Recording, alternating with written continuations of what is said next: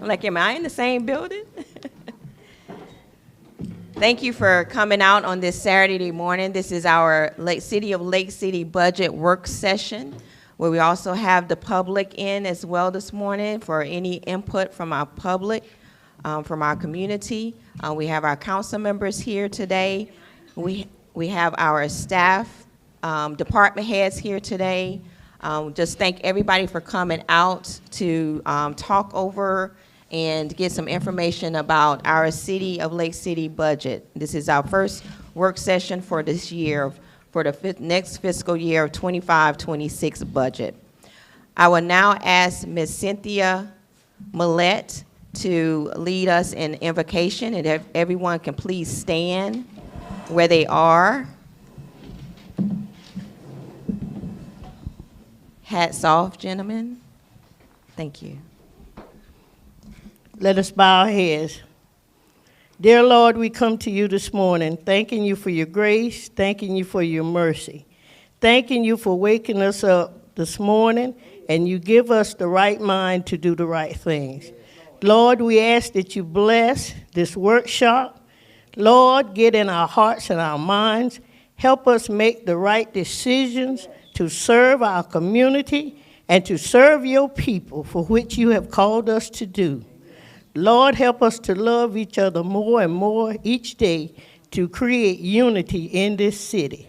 These are the blessings we ask in your holy and righteous name. Amen. Amen. Amen. Thank you, Ms. Cynthia. Just want to inform everyone, we do have great refreshments on the side here. Help yourself to anything. We have coffee, tea, lemonade, water. We have lots of refreshments, thanks to Miss Nikisha Izzard and Miss Marsha for making sure that we have our light refreshments for today. We all know that we can definitely think better when we're not hungry. So we have plenty over here today. Just any time in the day that you want to grab something, please do so. We have our restrooms down the hall. If anyone needs to go to the restrooms, they can go right through those doors and go down the hall at any time. I ask everyone to please, let's be in here today with an open mind. I ask everyone to please, let's be respectful and hear everybody's perspective to our City of Lake City budget on today. So at this time, I'm going to give it over to our Finance Director, Mr. Brandon Carter. Hey, good morning, everyone. Good morning. Happy Saturday, happy Saturday. Welcome to our first budget workshop. I will be covering pretty much our plans for fiscal year 25-26. So let's get started. If I may say, if any time that the public needs to say something or ask a question, Ms. Donna Tracy, you just raise your hand, she will bring the mic to you. Yes. And we can ask questions throughout the whole session. You don't have to wait to the end. When Mr. Brandon Carter is done with his slide, each slide, he will then ask if you have any questions or concerns. Correct. So we can move this smoothly. Thank you. Yes. Thank you, Mayor. So our overview, currently where we at? Now, since we have a current new administration, we are currently implementing plans to pretty much stop the hemorrhaging. As far as first thing we have done, we have cut expenditures, revoking credit cards, and charge lines. So what we have done is we have collected each and every credit card. And we have put a hold on each charge line. So when it comes to purchases, whatever the case may be, they have to call administrations, either myself, Mayor Robinson, or Marsha Twillinger, and receive permission to place that order. New standards of travel and training. I have implemented new modifications to the travel and training.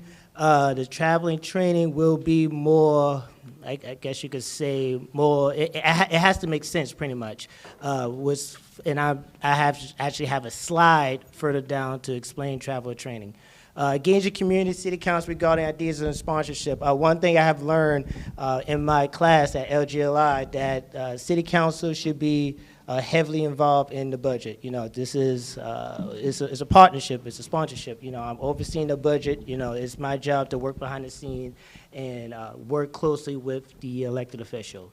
Establishing cash flows. I am constructing plans, and I will explain what I have in store in regards to cash flows. Upcoming tourism department. This is going to be our cash flow. CWP/firearms training. That's going to be our cash flow. And we have established a new IT/media department. This is going to save us a lot of money, y'all. We used to be in contract with Solid IT. We have went our separate ways because, of certain expenses, and we are going to establish a new IT department, and they will be overseeing our equipment/maintenance. And we will start selling equipment. We're going to get with each and every department head. They're going to do inventory of equipment and vehicles that they're no longer using, and we are going to sell it. Do I have any questions? Yes, on that, Yes. I got a question. What? Hold on one second. I think the council member has a question. Yes, Councilman Brown? Yes, with the Can you CW, please? with the CWP training. Yeah.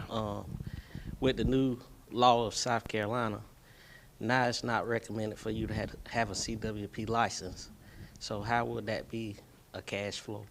It's for the going to be city? a cash flow. And the reason why I mentioned a CWP is because that's how I'm going to pretty much keep it. I'm trying to get technical here. It pretty much is easier for me to keep it in a general line item, if that makes sense. So when it comes to fire, because I don't want to just call it firearms trainers, because I don't want civilians thinking they could come and get the whole shebang. So I call it CWP to kind of solidify the type of education and training that they will be receiving for that particular event, if that makes sense. Did that make sense? Yeah, Oh, yeah, Chief Miles. yeah, that makes sense. But what I was thinking about with the new law that the governor passed, where you don't have to have a concealed weapons permit, do you think you'll get a lot of interest from people just wanting to come get their CWP, or just people wanting to get the CWP for concealed carry when you could openly carry now in South Carolina? Councilmember Brown, if I may, with constitutional carry, you're right. You do not have to have a concealed weapons permit to open carry a firearm in the state of South Carolina anymore. However, what the CWP is good for is the purchase of firearms. It's an immediate purchase. There's no longer a wait if you have that. And also travel. There are many states up and down the East Coast that recognize South Carolina's concealed weapons permit course, meaning if you go to another state, reciprocity is still a factor. So even though you can open carry in South Carolina without a concealed weapons permit class or training, you go to another state and you don't have that, thinking that it's okay there, you could wind up in some legal trouble. So those are two factors right there where the CWP can assist in certain things. So just the sale and purchase of firearms, as well as travel to other areas who recognize South Carolina's CWP training. And it's better to have it and need it and not have it type of thing. Any more questions? LaRue? I have a, Go ahead, Mayor Pro Tem. no, if somebody has a question, Okay. On sale of the surplus equipment, are y'all gonna sell it on US Gov, or y'all gonna try I'm to sorry, I start can't hear, I'm deaf. on the sale of the surplus equipment? Are they gonna sell it on Gov deals, or y'all gonna sell it? Correct. Sale? It'll be on Gov Deals. It's Gov deal. It'll be on Gov Deals. I know we've been selling a lot of stuff on Gov deals, and a lot of local people don't know a lot about Gov deals. I know I'm kind of pushing it back, but Ricky knows that back in the years, the city has sold a lot of that property, and they've sold a lot of it local. And it's benefited a lot of our local businesses, because a lot of our local businesses weren't able to obtain these old pieces of equipment. And it benefited local businesses by, when y'all did it local, than by going on Gov, because on Gov, when they auction them off, you hardly got less than 10, 15% of the value of them. And maybe in the future, that's something that y'all want to look at as a council, as far as bringing it back and maybe look at auctioning it off through the city and see whether you can get more money. And you brought up a good point, and that's why, if you look down here, that's why I put engage the community, city council regarding ideas and sponsorship. I don't know, I'm from Charleston, I don't know exactly how word gets spread through the community. So we'll be working closely with the city council to say, hey, what about this, what about that? So I'm putting the ball back into the community and city council's court, if that makes sense. So just like you mentioned, a lot of community don't know gov deals, I can't fathom that. So that's when I go to city council, I'm like, what about this, or what about that? And they may say, to your point, and then that's when we can take other avenues, if that makes sense.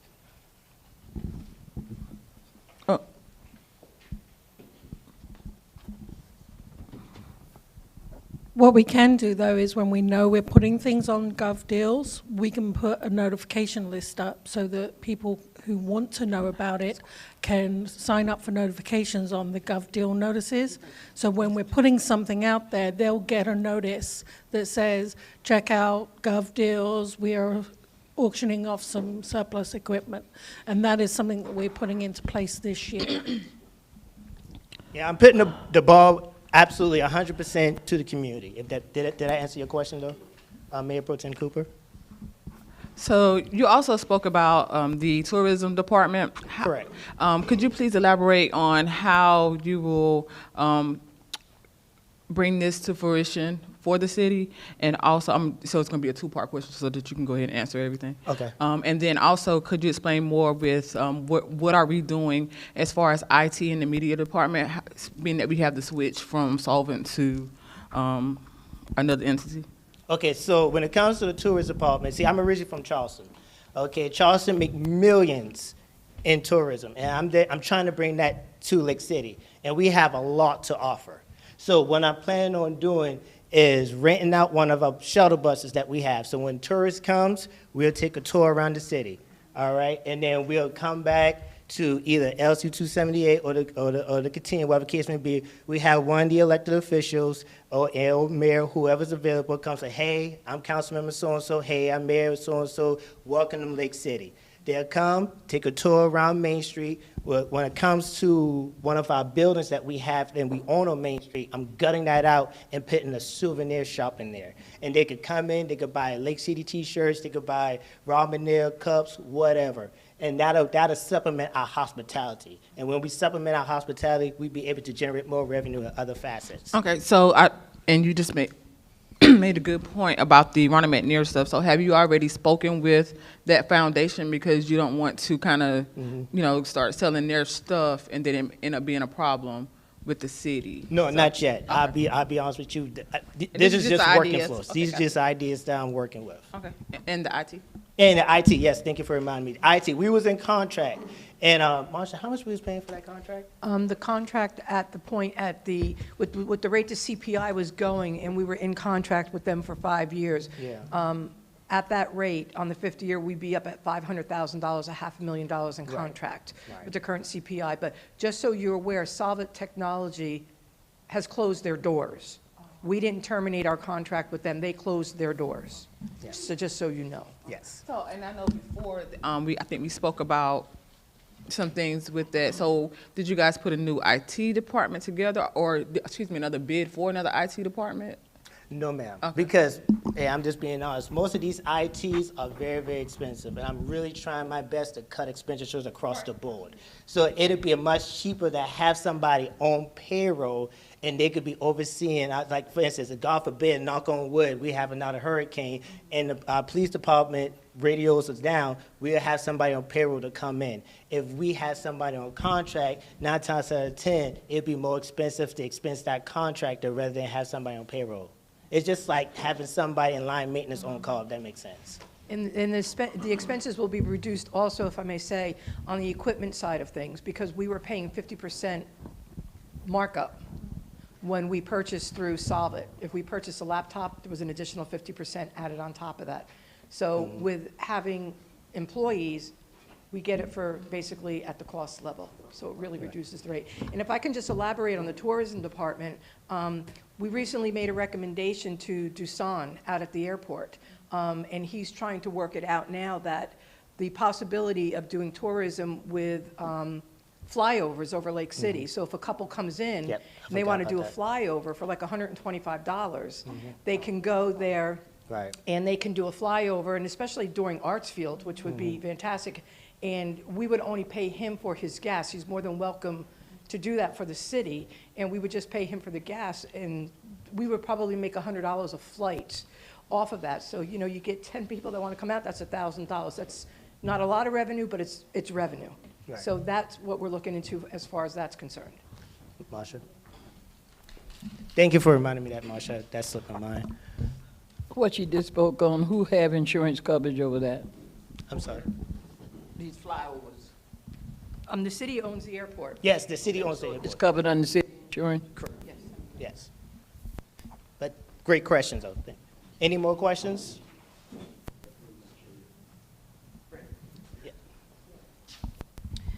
In terms of tourism, are you going to allow the city itself to bring events that could potentially bring tourism?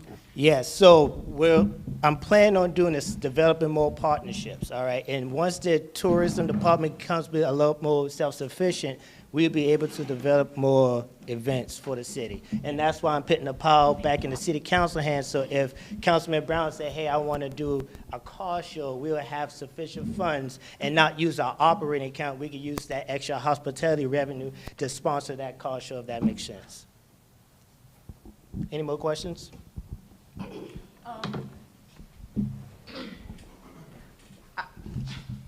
I actually think you're going to get to this point, so I'll wait. I know you're going to get to what I'm going to ask, so I'll wait on that. Okay. Okay. Cynthia? I have one question. The city, we have a recreation and tourism department. My question is, if you talk about a car show, if you decide to do that, would that car show, would you run all of that through recreation and tourism? Or would that be a special event, or will there be two departments?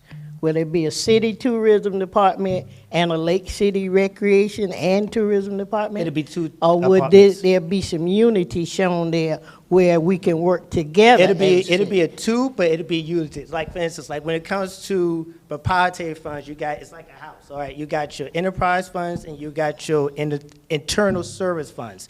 Internal service funds is when each department work in unity to generate revenue. Your Right. enterprise funds is when you have sanitation, water, sewer, utilities, what have you. So it'll be more of a, it'll be two separate departments, but y'all be working in unity to generate that overall revenue. Okay, because I know you say you're from Charleston. Yeah, You yeah. keep saying you're from Charleston. Right. And most of the large cities and other areas that have a local recreation department, some of these events is coordinated and worked through your local recreation department. Right. Not separate, but working together in unity for the great cause. Yeah. Oh, yeah, Okay? everything's gonna be in unity. Everything's gonna be in unity. Any more questions?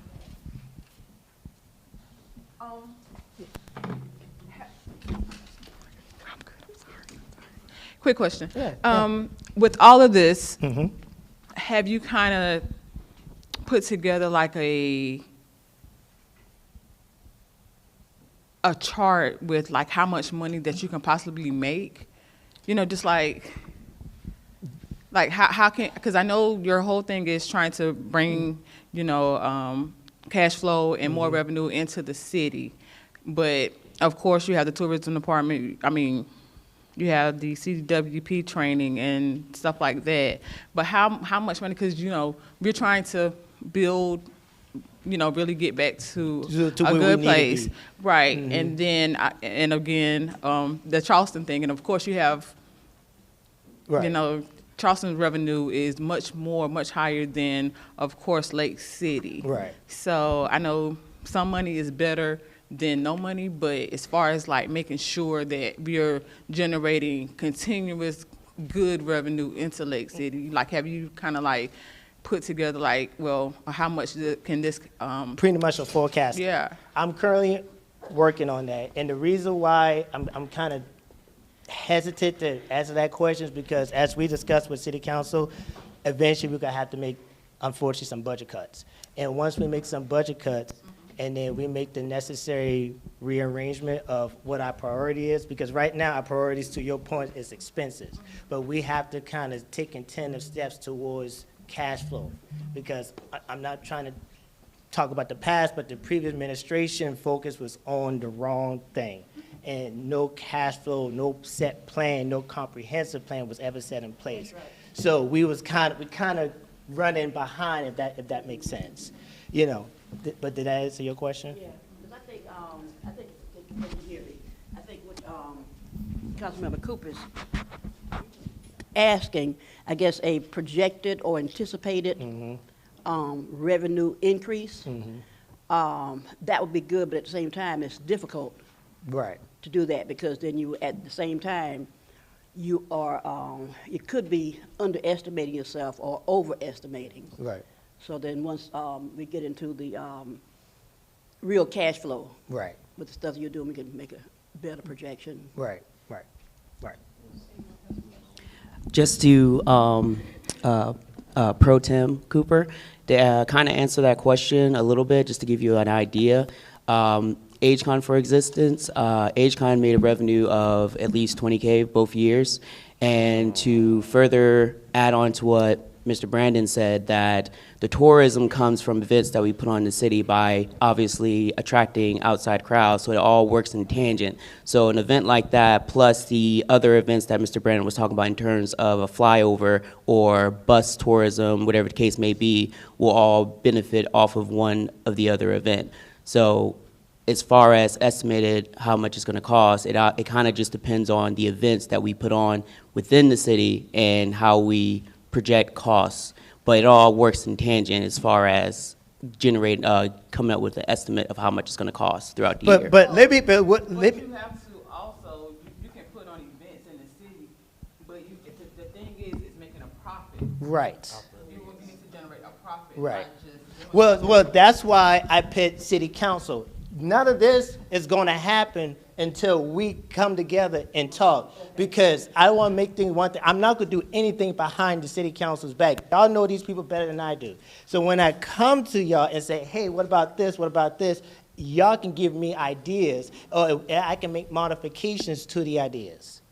This is a unity. This is a teamwork. This is a partnership. So any other questions? Yes.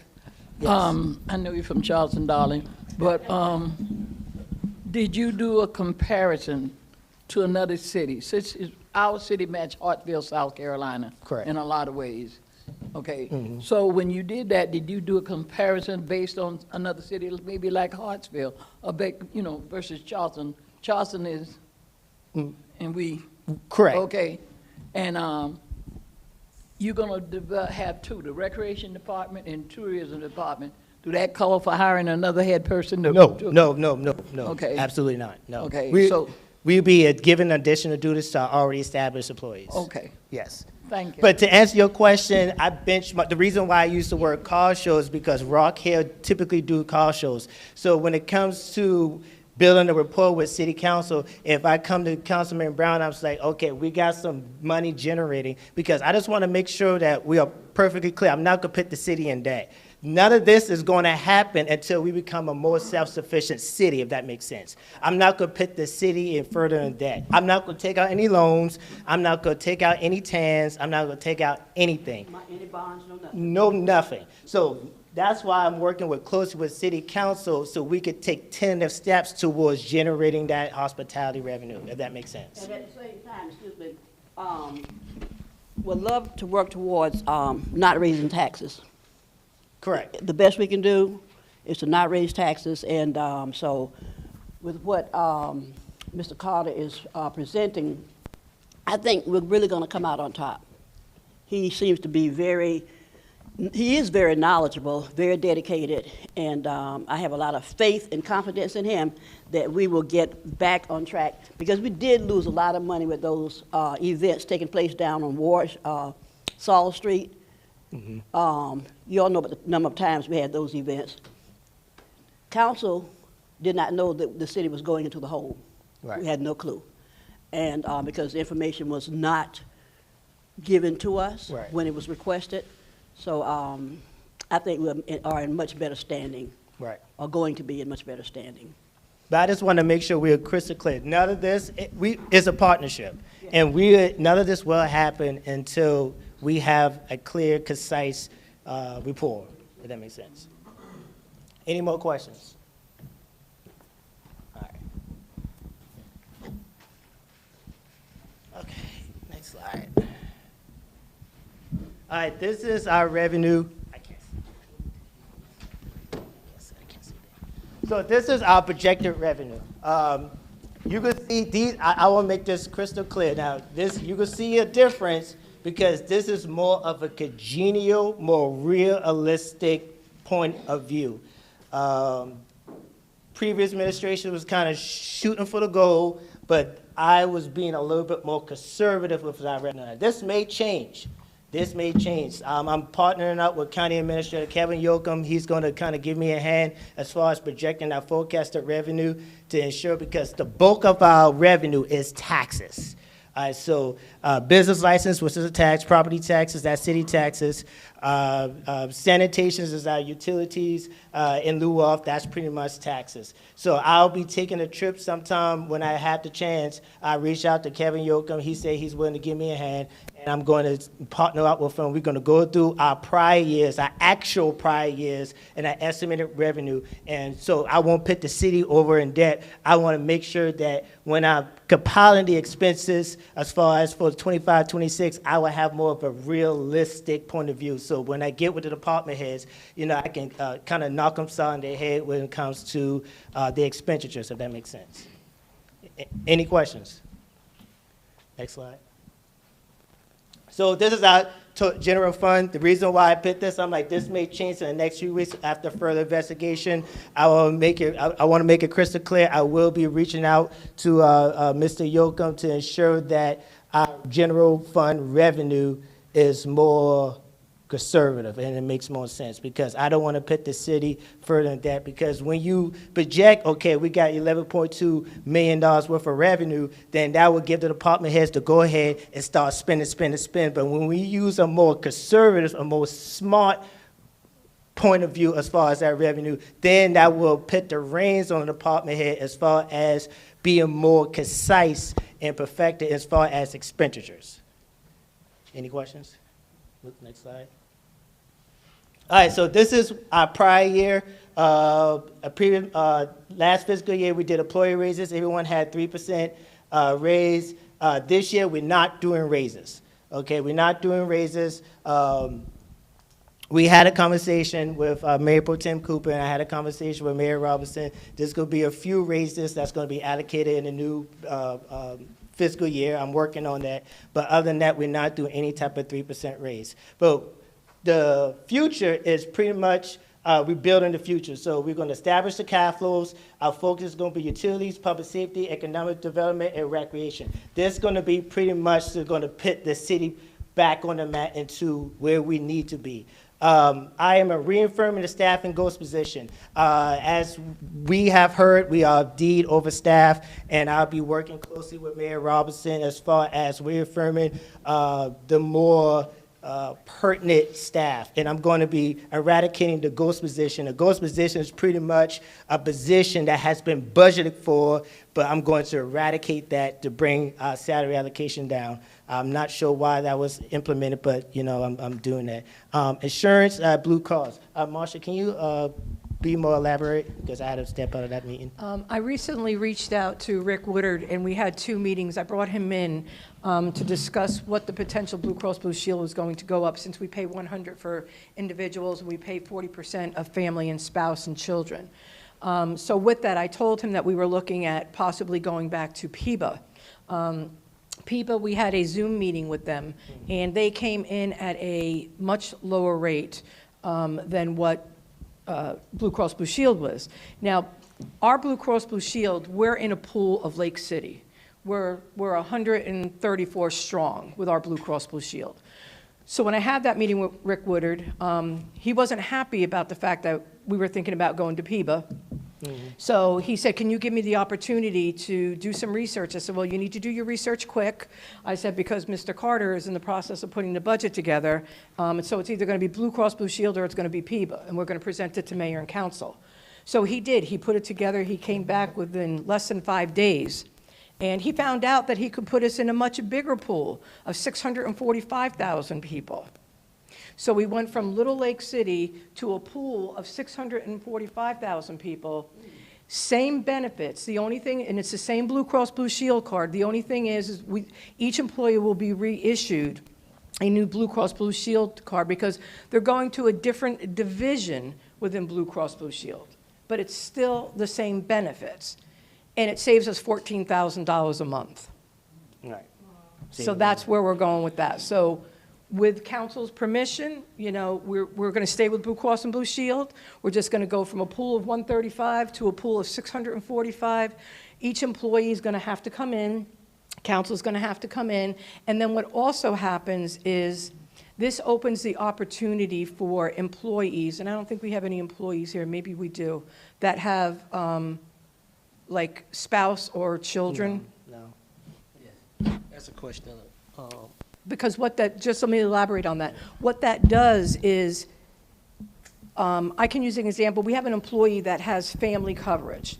With that family coverage, we pay him 100%. We pay his 100%.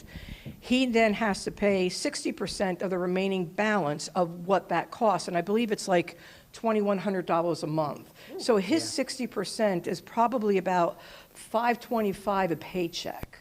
So it's like $1,100 a month that he pays out of pocket. Right. Now what this gives him with this new pool here is he can then now go out to the marketplace. He's part of this Blue Cross Blue Shield, but if he wants to go out to the marketplace, he can find health care benefits for his child and his spouse for zero to little to nothing with the same benefits and pay maybe $0 or $200 a month, and he can recoup back $900 in his paycheck. So this is what this is going to be able for, and I think we have 12 employees right now that are spouse and like husband and or family. So this gives them the chance to go out onto the marketplace and make it much more affordable. They're more than welcome to stay and pay their 60% at the current rates, but this gives him a much better opportunity to put money back into his paycheck. Any questions? That's what I was going to ask. That's what I was gonna ask. I don't really have a question, but I have a major concern. Mr. Carter said, according to what's there, there's no raises for the city employees. Mm-hmm. How did we get here? We said that we have 134 employees. Correct. There are 134 employees, full-time, part-time, and council. Mm-hmm. Were 135 positions budgeted for the city? So how did we get all these employees hired if they were not budgeted for? I have a concern with employees that's been here years after year after year, and I won't even comment on how long I've been here. But for year after year after year, and they're doing their job. That refers back to the ghost position. The ghost position. Well, good, because that's what I just want to know. How did we get here? Because how did we hire in positions that were not approved in the budget? And it's affecting employees that's been here, that's been working and doing their job. In 1982, Parks and Recreation had 5 employees. It's 2025. Recreation have 5 employees. Just to reiterate, they were in the budget. You just didn't see the detailed data below it. When your budget was presented, if you don't mind me. No, go ahead. Your budget was presented to you at the highest level. Right. You didn't see the data, the details behind the high-level presentation that was provided to you. Therefore, you did not see the ghost positions. The ghost positions. And to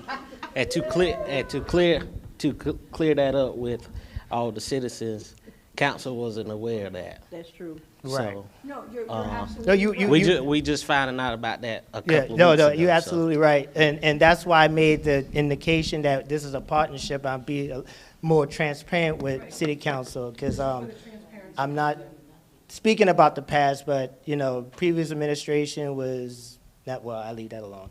I'll leave that alone. Excuse me. Like you said, Brandon, me and you, we've talked about the race situation. Correct. And this part kind of brings me, you know, to a situation kind of like Miss Cynthia, because my thing is, like I told you, it's about retaining people. Correct. And you want to be able to retain your the people that have been here.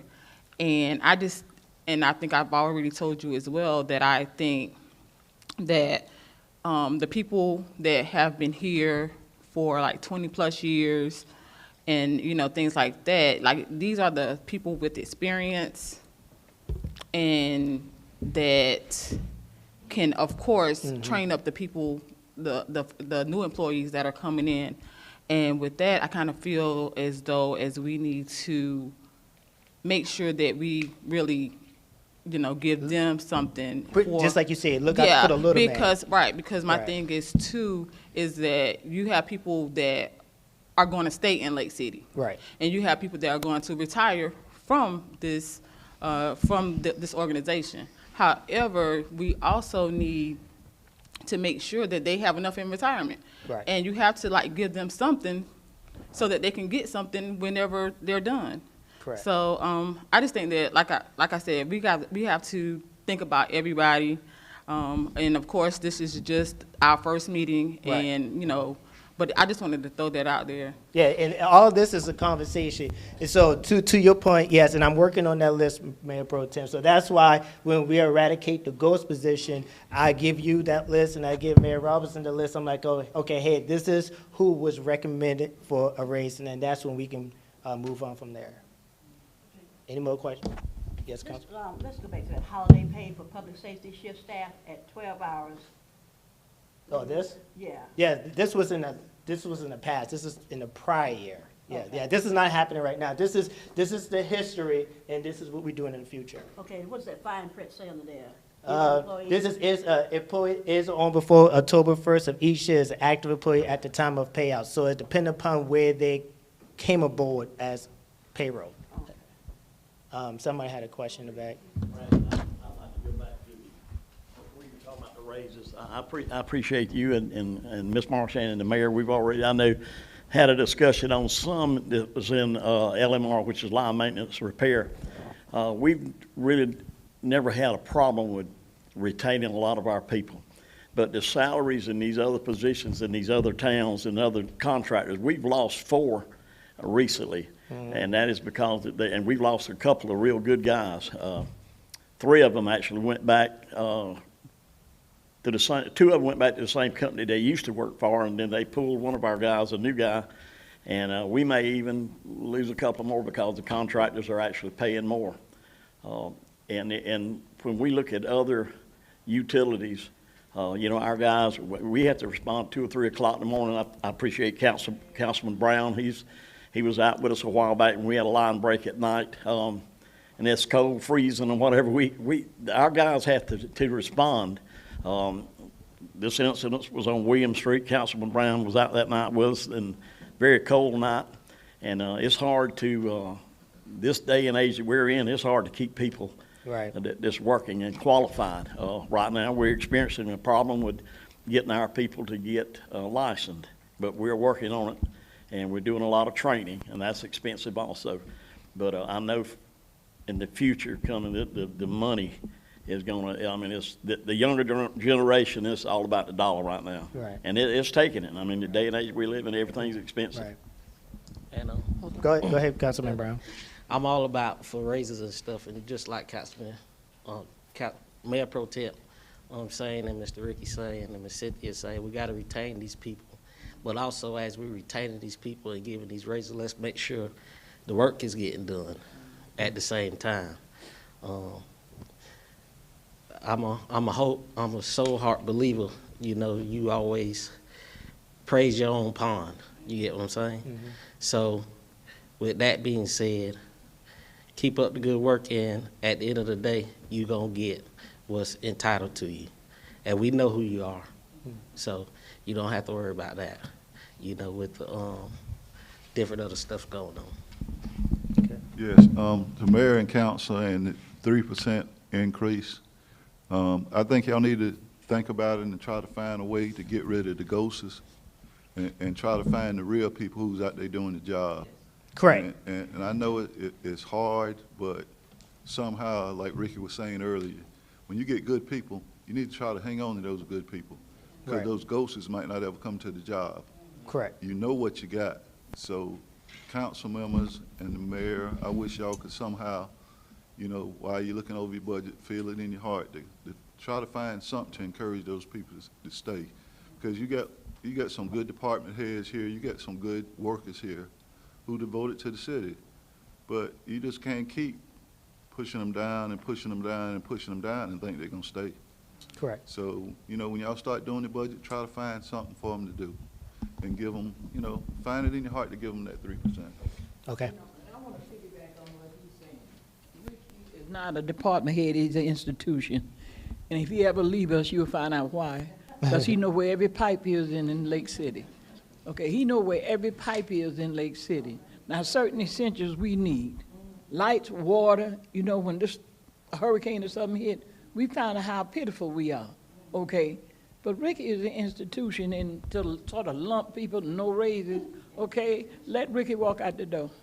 A lot of cities want Ricky. Let Ricky walk out that door. You know, I'm gonna have to follow Ricky out the city. Yeah. You know, I mean, you have to give credit where credit is due. You give credit where credit is due. And Right. not only Ricky, when you are allocating money for department heads, realize what Ricky do and the department take care of. A lot of things we want for this city. A lot of things we want for this city. We got to start weighing necessaries for the city.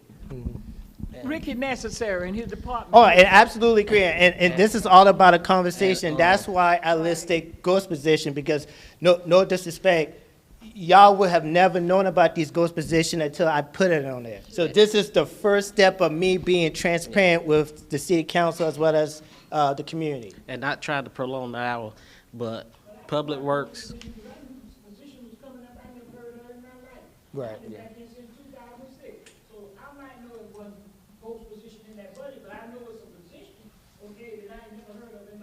Right. Right. yeah. Yeah, but like I was saying, Public Works is the heart of our city. And we Right. got to treat them guys good. That's how we get people to move in our towns and everything.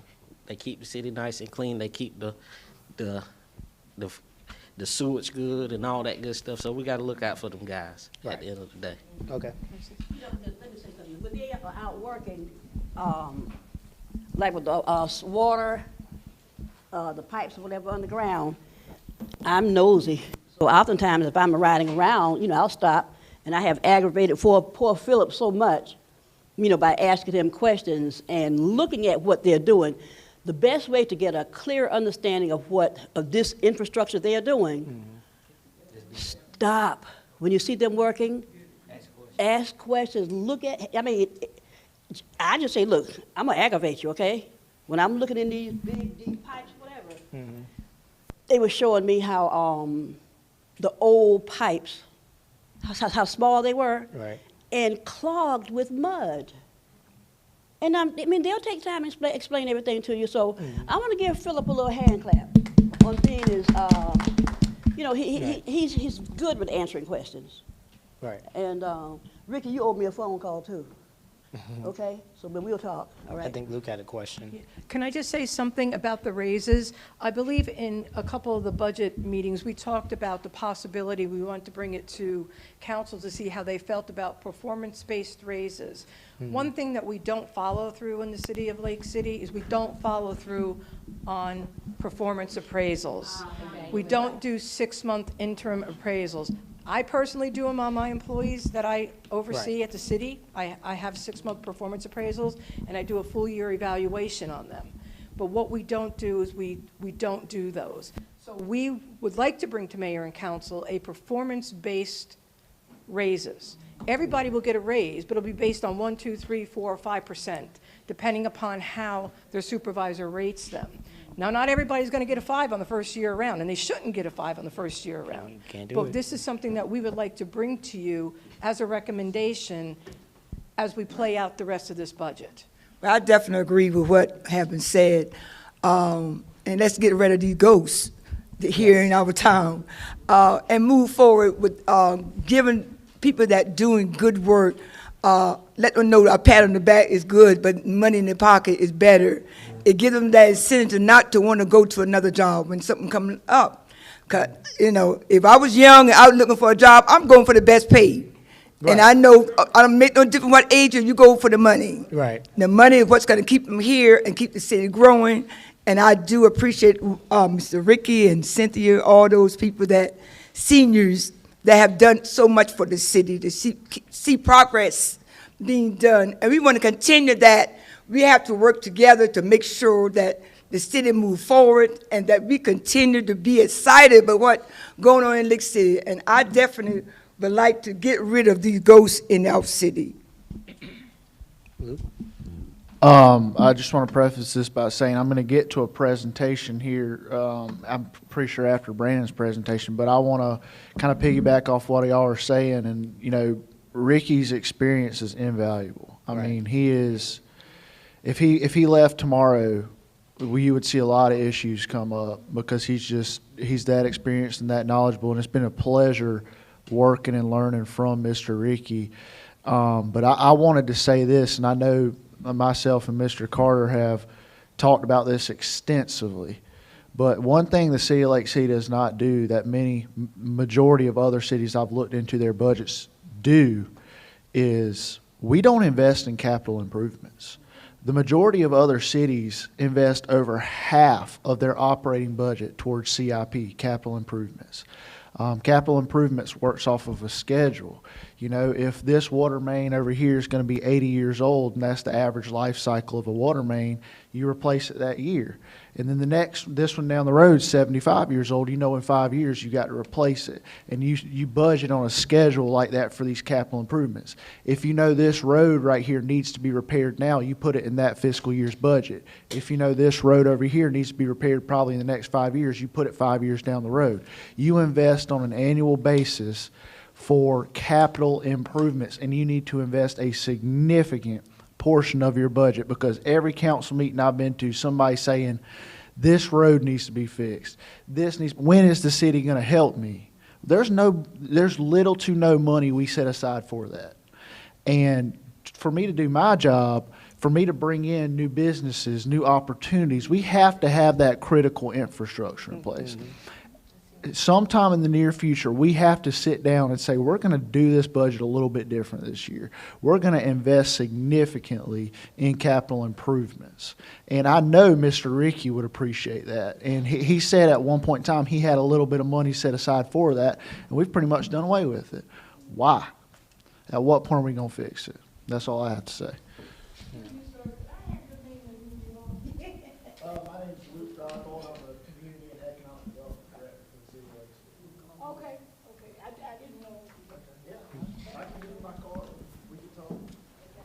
Any more questions or statements?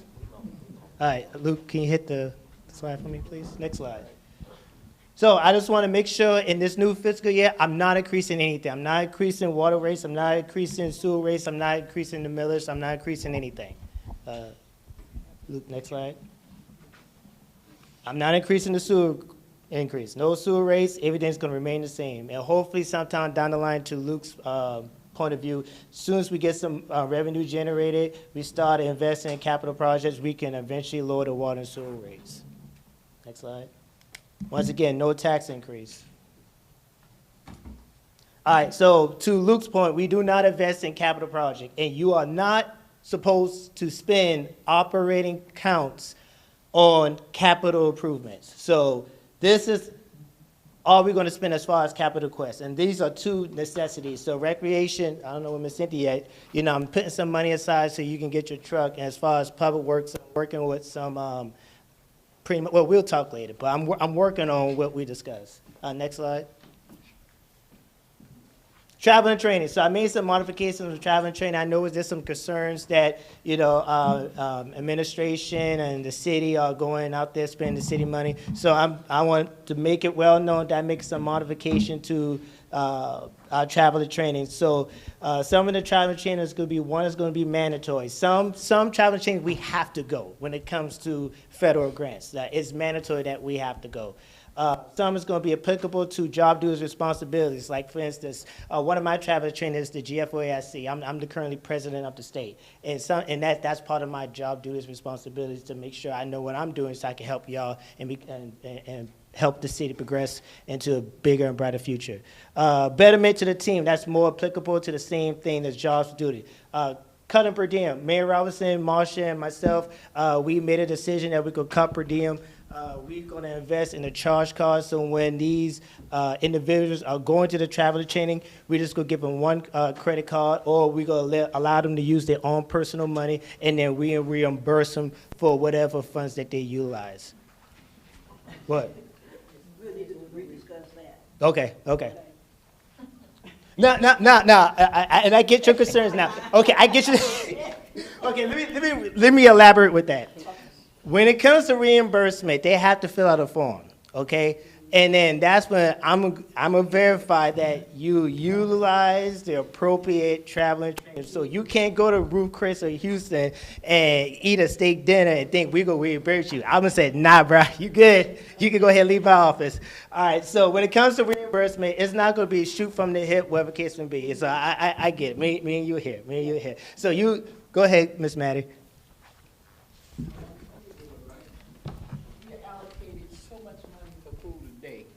Okay, and we allocated so much money for mileage, okay? Correct. And we are reimbursed for that, okay? Are you gonna do the same thing? In other words, you say you can't go have a steak dinner. We ain't having no steak dinner on what they giving us, okay? We ain't having that, okay? In fact, I take my own food from Lake City, Lavelle. Are you gonna put a cap on what they can spend? Yes, it's gonna be a cap. Okay, and then you know the mileage, so it's already Google. They already know what the mileage and everything else is, okay? Correct. So we're just not turning people loose. Correct. Everything's going to be, I'm just covering a broad spectrum, but trust me, all the meat and potatoes, all the workings is going to be just like when I was in the military. You know, you won't be going down there, and you're not going to Ruth Chris. You're not going to some convention to California and think we're going to reimburse you. No, it's none of that. That's why I picked going to be mandatory. Like, if you have to go, or if it's applicable to your job duties to help the city grow, then you're not going at all, and I'm not going to reimburse you. And if you leave, you just leave. And right now, a lot of the people who have been going on travel have been teaming up. Correct. So there's one person getting reimbursement for gas, 3 people may be in the vehicle. Yes. So they've been teaming up, and they've been cutting the costs as far as reimbursements are concerned. Right, yeah. But I totally get it. Right, and Mr. Ricky, he's established a training program that brought it right back here to LC 278. He's been down in that back room for a couple, 3 or 4 trainings back there, so all of his men are right there doing their training, so there's no travel, involved in it, and they go out to lunch and do their own thing. But he's brought everything back over here, so instead of them going off-site, bringing it here is a whole lot cheaper. Right. Yeah, Yes. it involves whatever we can do, the best way to make their mandatory travel. You know, if council decides to go to one of their trips in Colombia, that is like the mandatory, I believe the MASC. Yes, the mandatory annual conference. Annual conference is coming up, and that's something that mayor and council is welcome to attend. If they want to team up and go as a team and travel out there, they'll do that. They'll go 2 or 3 in a vehicle. They'll do what's best for the city. They're going to do the same thing that's best for the city. Oh, yeah, Right. Trust me, Miss Maddie, I want to tell you, one thing with the employees of the city of Lake City, and I have to say this, they have all come together for the betterment. They really have. They have done so much, and they are behind Brandon. They are behind the mayor. They are behind doing whatever they need to do in order to make Lake City better and to meet the budget requirements or the budget cuts that we have to do. They have been fantastic. You have a great group of employees.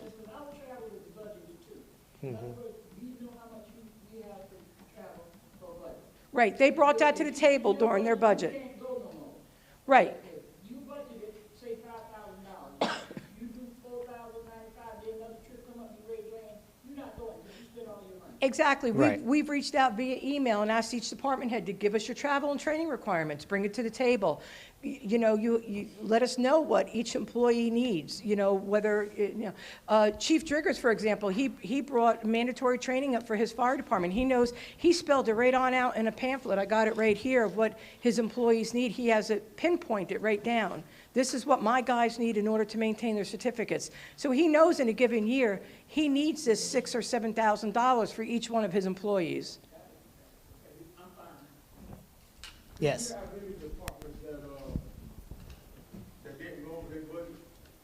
I'm sorry, I'm Do you have any departments that didn't go over their budget?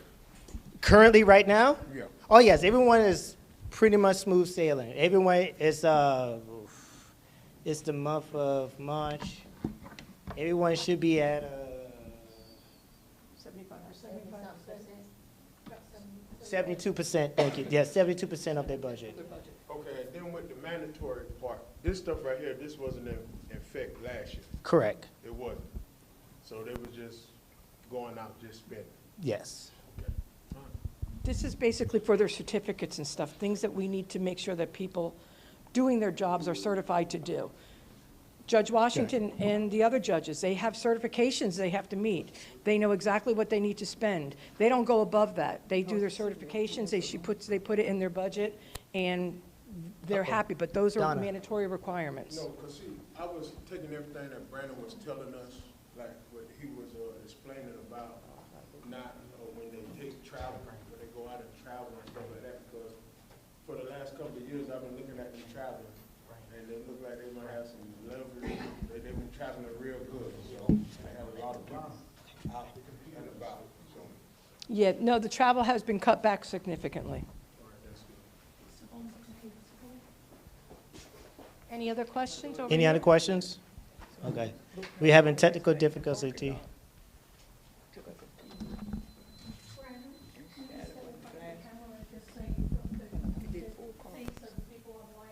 Okay, yeah, right now, Siobhan is working on it.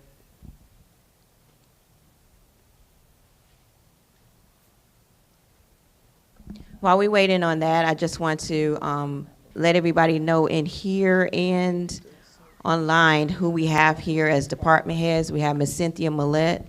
We have Mr. Ricky Sims.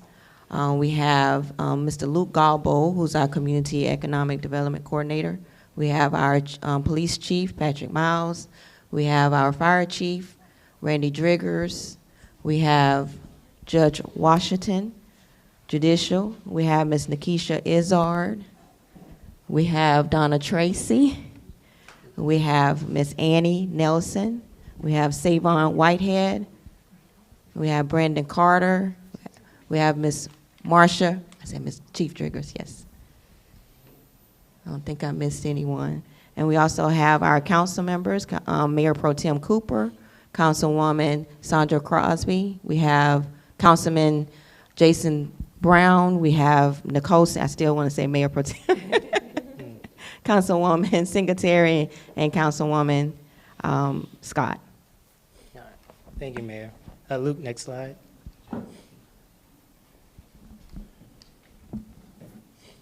Is it working?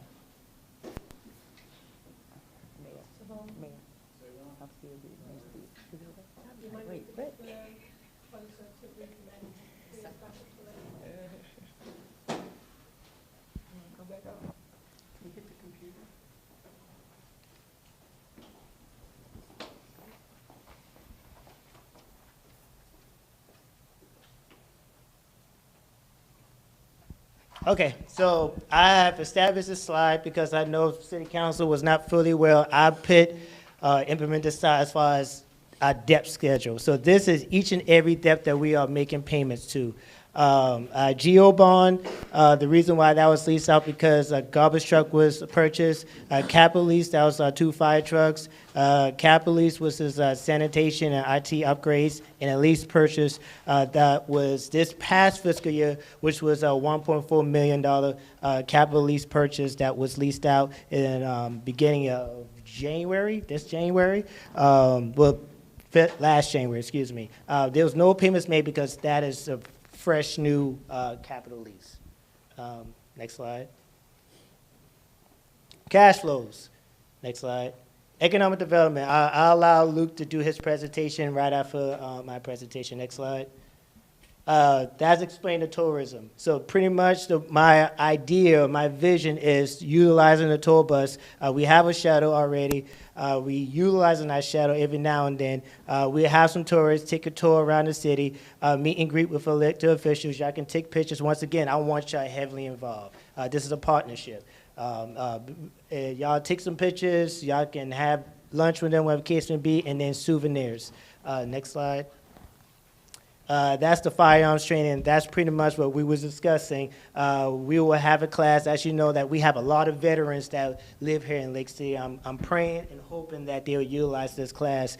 Shooting range, I got with Chief Miles. I'm planning on utilizing the shooting range, have citizens come in, utilize that shooting range. We'll do some tournaments, maybe do some tournaments that'll generate some revenue as far as souvenirs.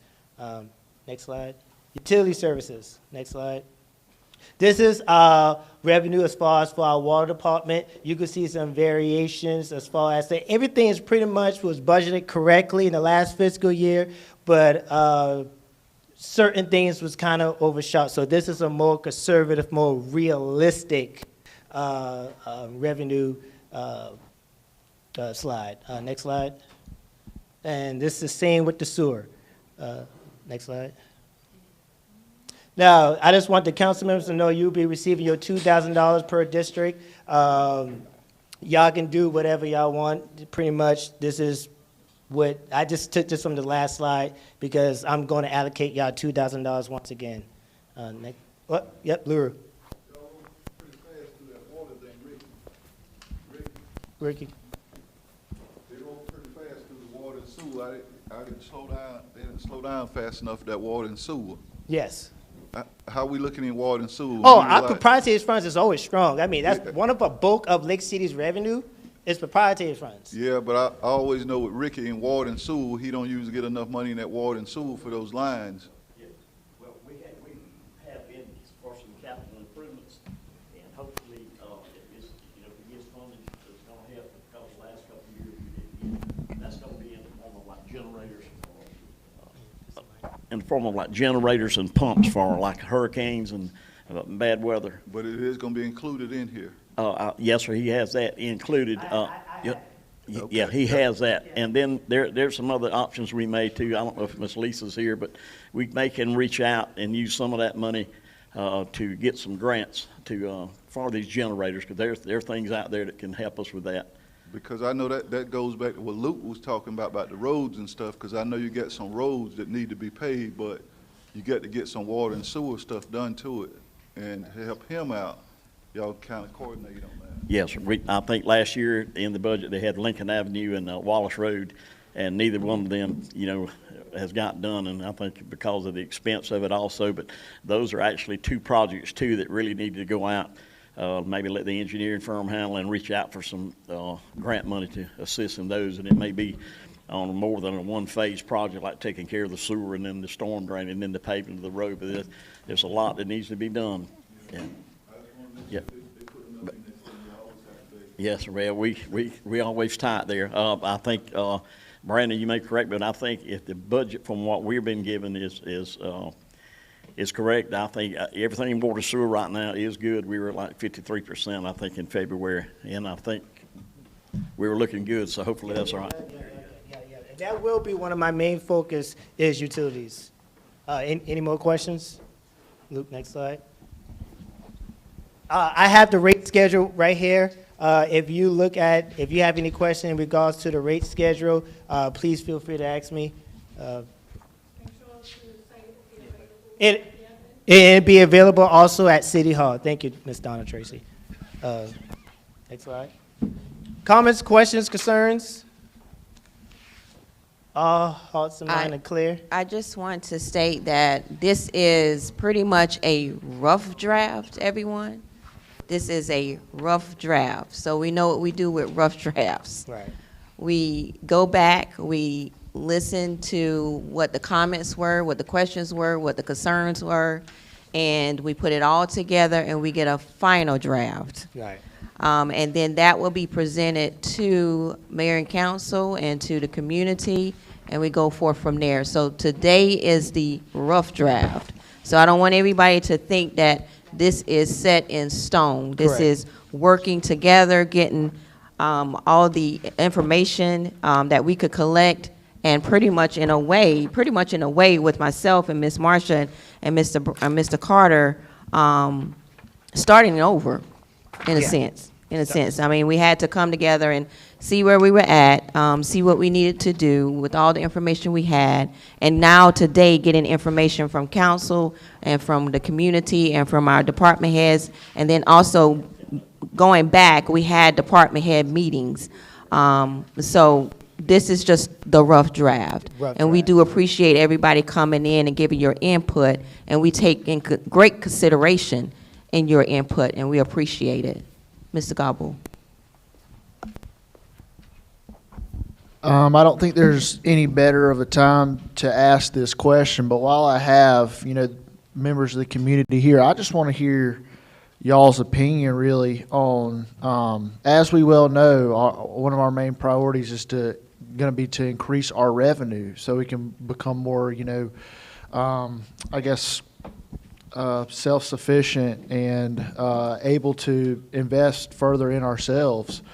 With that being said, a priority needs to be, in my opinion, I want to hear y'all's opinion because my opinion doesn't matter, but we need to annex property into the city to increase our property tax revenue, increase our water and sewer revenue. With that being said, our property taxes are pretty high here in the city of Lake City. Our millage rate is significantly higher than any other municipality in Florence County. So in my opinion, I think that a good strategy to increase annexation effort would be to go up on out-of-city water and sewer fees, because then your out-of-city users of these utilities will have to face a decision. Either they can annex into the city and start getting that lower water and sewer rate for in-city users, or they can stay in the county, out of the city and pay more in water and sewer. Either way, we're going to make more money. I think that's a very good strategy to take, and other cities have taken that strategy. One in particular I went and met with is the city of Columbia. They've done that. They've pretty much said, listen, we're going to hike up on the out-of-city user fees, or you can annex in so we can actually generate some of that property tax from you. We have a question back here. Luke? Mr. McFadden here has a question. Yes, that annexation is good, sir. That's a good idea.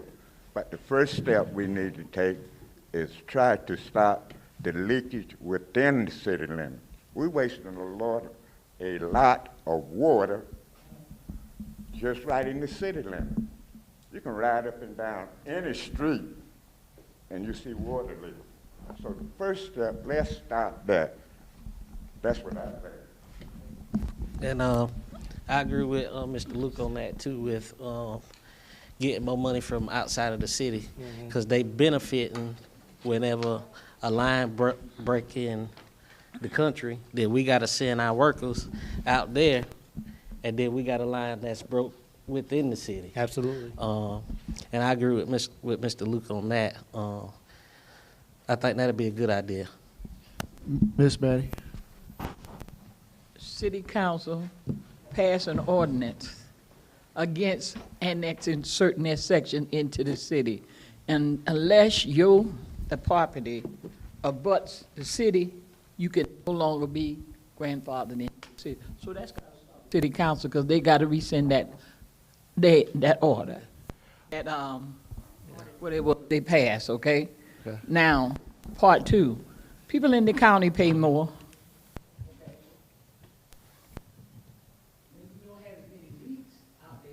Do pay more for, people pay more for being out there in the county, okay?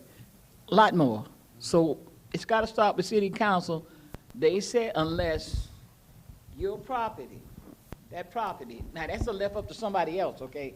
Abuts the city property, that person can say, no, I don't want to go into the city limits. And you can have 1,000 people back here saying yes. Yep. But once he said no, 1,000 people can't go into the city. City council passed that ordinance. So that first person, you got to reach out to them. Reach out to, yeah, I can wave my hand, I'm Italian. You must speak to city council about that, because that's the first thing they got to take off the books. I'm going to answer this in several different levels here. One, there's an ordinance we have in place right now that has never been enforced. Ordinance 2018-461 or 462, if I'm not mistaken. And it states that if you agree as an out-of-city user of city utilities, water and sewer, if you tap into those fees, into those utilities, we retain the right as the city of Lake City to annex your property. Now, it has never actually been put on the water and sewer sign-up sheet, and we've been working on that internally, and that needs to go before council because that would be a change to the actual document, which is the water and sewer sign-up. But that's something that's been in place since 2018 that we've never done. And I think that that's something we should definitely look into enforcing. Now, all the out-of-city users that are already using water and sewer, they're going to be grandfathered in. So it might not be that effective because if every single, property on that boundary is already grandfathered in, that's where we run into the issue just stated of all those other properties behind them not being contiguous to the municipal boundary of the city of Lake City and therefore not being eligible to be annexed into the city.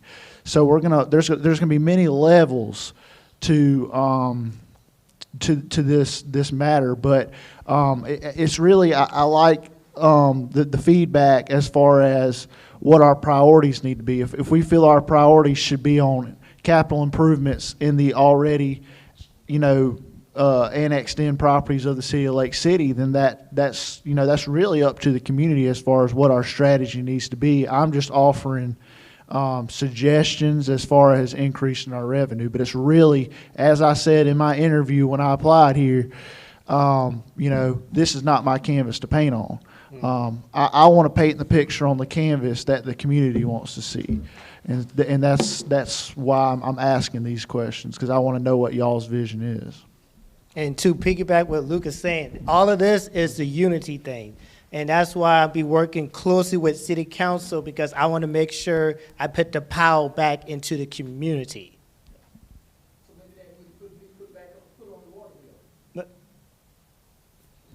That'll be a discussion with, that could be a discussion. Mr. McFadden?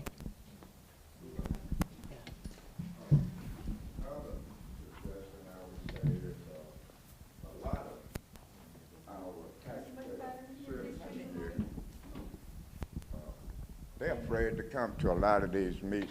So I suggest that we put up a suggestion box right in the front of the city administration building. That way, anybody have new and good idea, they can put it in the box. And that's okay. Stand by.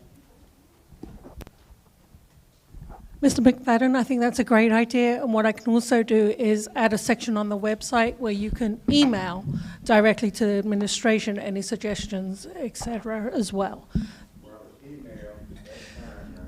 We can do both, is my point. That way everyone has access in one way or another.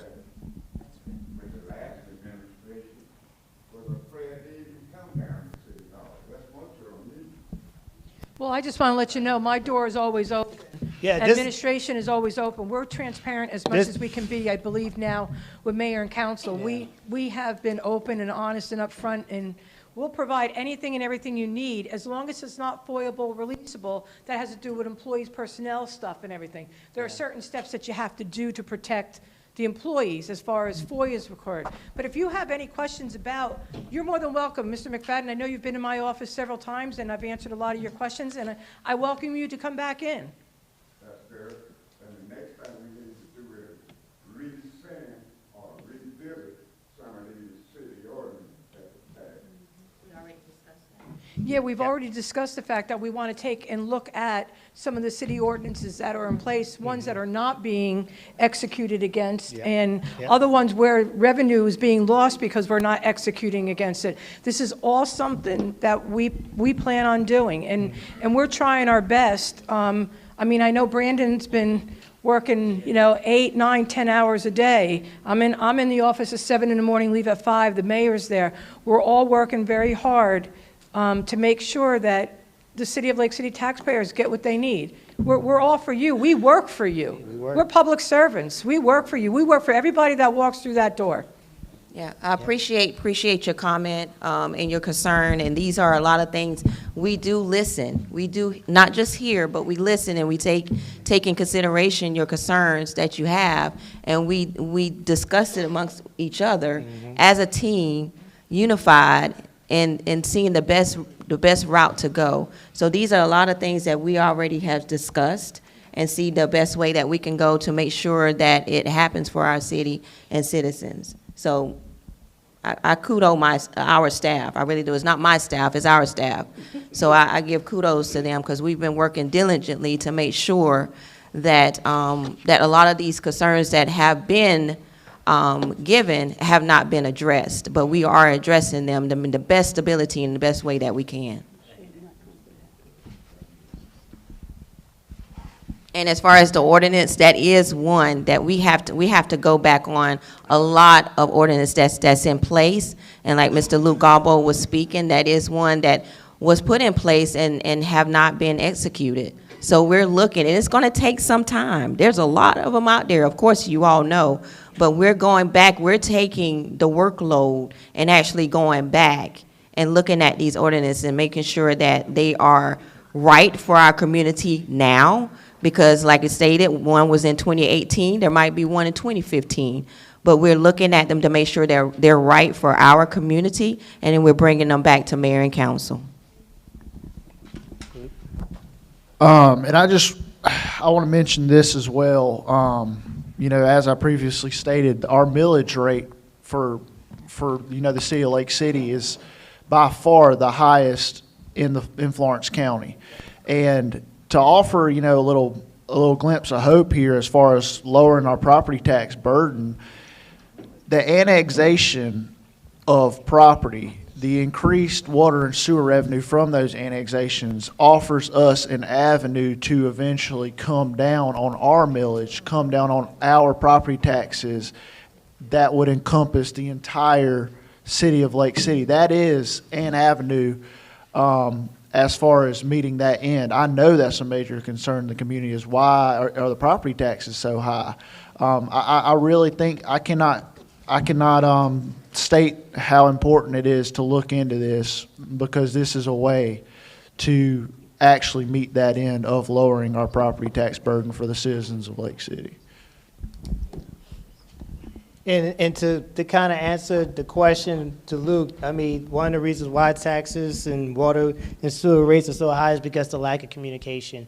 And when certain individual inexperienced as far as revenue and expenditures, as far as implementing city council, illustrating what the community wants as far as sponsoring events. That's why I put partnerships, because we go developing partnerships out there in the community so we won't be paying out of pocket with these events. So if Mayor Pro Tem Cooper said, hey, we should use the Black Chamber of Commerce, whatever the case may be, to sponsor this particular event, I'm like, okay, cool, we could do that. At least we won't be paying out of pocket.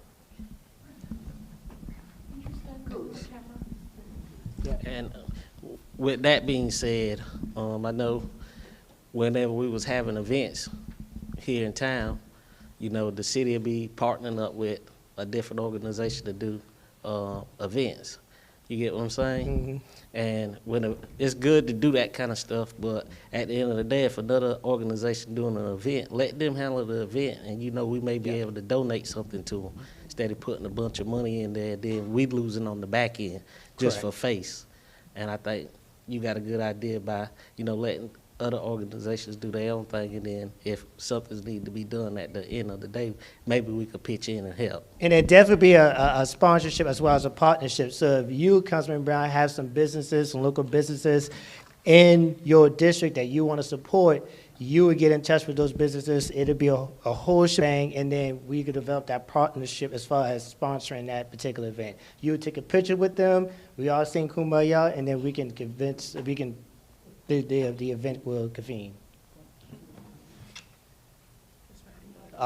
Okay, before the next presentation, can we have a bathroom break? Because I don't want to miss Yes, nothing.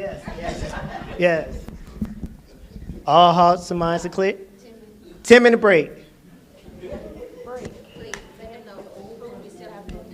I'm sorry?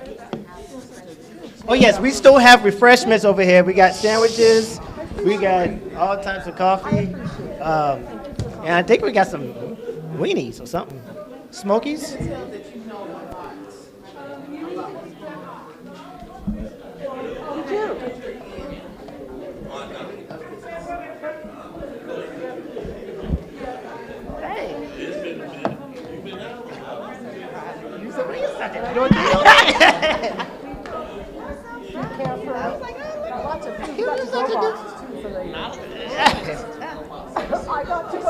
We got some wings over there.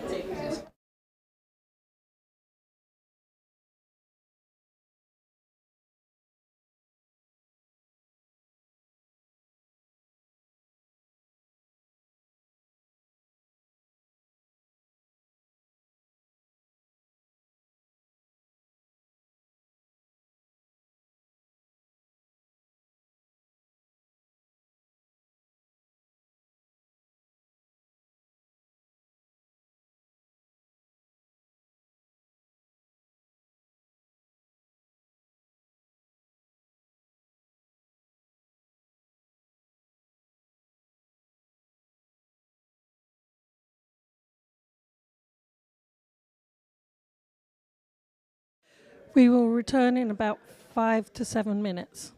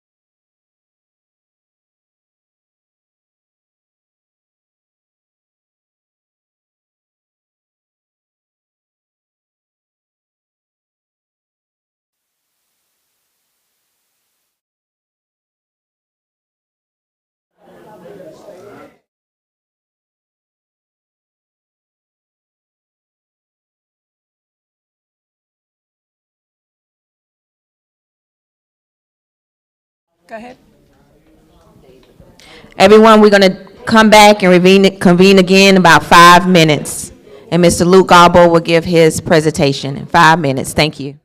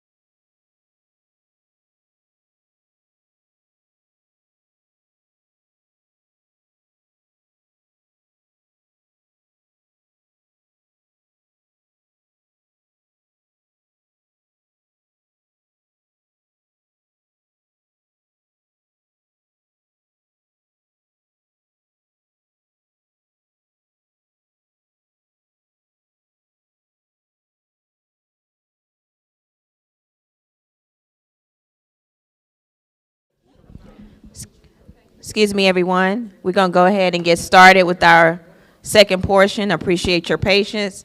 Once again, we still have plenty food, so please enjoy. Take some. We have some take-home containers And now we're going to give the floor to Mr. Luke Gobble, our Community and Economic Development Director. All mics are now live. I can check. If we can get another plaque. Do we have any water bags in here? Good morning, everybody.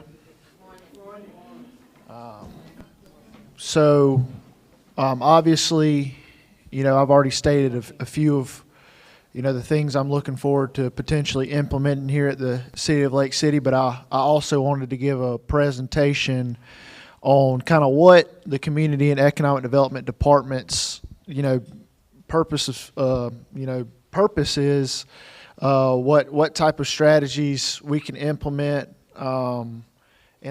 Like I said previously, I'm here to hear all the feedback because I want to implement exactly what the citizens of Lake City want to see.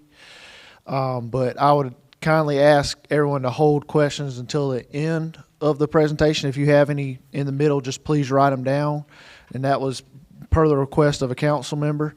So, I wanted to say that before I got into it. Can we start next slide, Brandon? All right, so what is community development? Sometimes community and economic development get jumbled together, but they're two different things. Community development may address needs such as infrastructure, economic development projects, public facilities installation, community centers, housing rehabilitation, public services, clearance acquisition, micro enterprise assistance, code enforcement, homeowner assistance, etc. And that's from the U.S. Department of HUD. All right, next slide, Brandon. What is economic development? Economic development is the intentional practice of improving a community's economic well-being and quality of life. It includes a broad range of activities to attract, create, and retain jobs, and to foster a resilient, pro-growth tax base and an inclusive economy. The practice of economic development comprises of a collaborative effort involving industry, government, and myriad community stakeholders. And that's from IEDC, the International Economic Development Council. Next slide, Brandon. All right, so what does our comprehensive plan say? Our comprehensive plan should be our reference point on our direction as a city. Our current comprehensive plan was installed in 2017. In the economic objectives section of the comprehensive plan, the following objectives were developed to foster the economic growth and vitality needed for the City of Lake City. Promote development of new businesses and job opportunities. Promote job development and expansion of existing businesses. Next slide, Brandon. What is our community needs assessment that we performed in 2021 state? Economic development. Job creation and training were ranked alongside home ownership and rehabilitation as important needs of the community. Obstacles for economic competitiveness. The appearance of the city, availability of infrastructure, skills readiness of labor, and community attitudes are all critical components to make the city and its residents attractive to investment and prosperity. Next slide. This is continued from the community needs assessment. The population of the city of Lake City has declined, and there are few new homes being built. Lake City has not experienced many new housing starts in the past decade. The council recognizes that the first step improving housing is to improve the safety and appearance of neighborhoods. Lake City has aggressively pursued a strategic plan to upgrade and maintain its infrastructure. Next slide. All right, so here's a little demographic snapshot of, this is data we pulled from the Retail Coach, which we were formerly partnered with. This is, accurate, reliable data that they draw. So some key points you can draw from this are the population is actually projected to decline. And in most cases, that's never a good thing.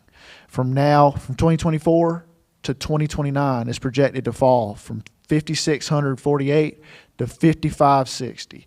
That's not really the direction I think anyone wants to see us go in. We want to continue to grow.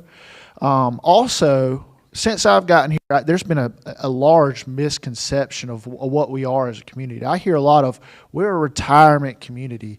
We don't have the youth here to actually continue to grow. The average age is 40.5 in the city of Lake City. We have people that are still building families, still wanting to grow, still wanting to, improve in their own careers. And that goes back to job creation. That goes back to opportunity.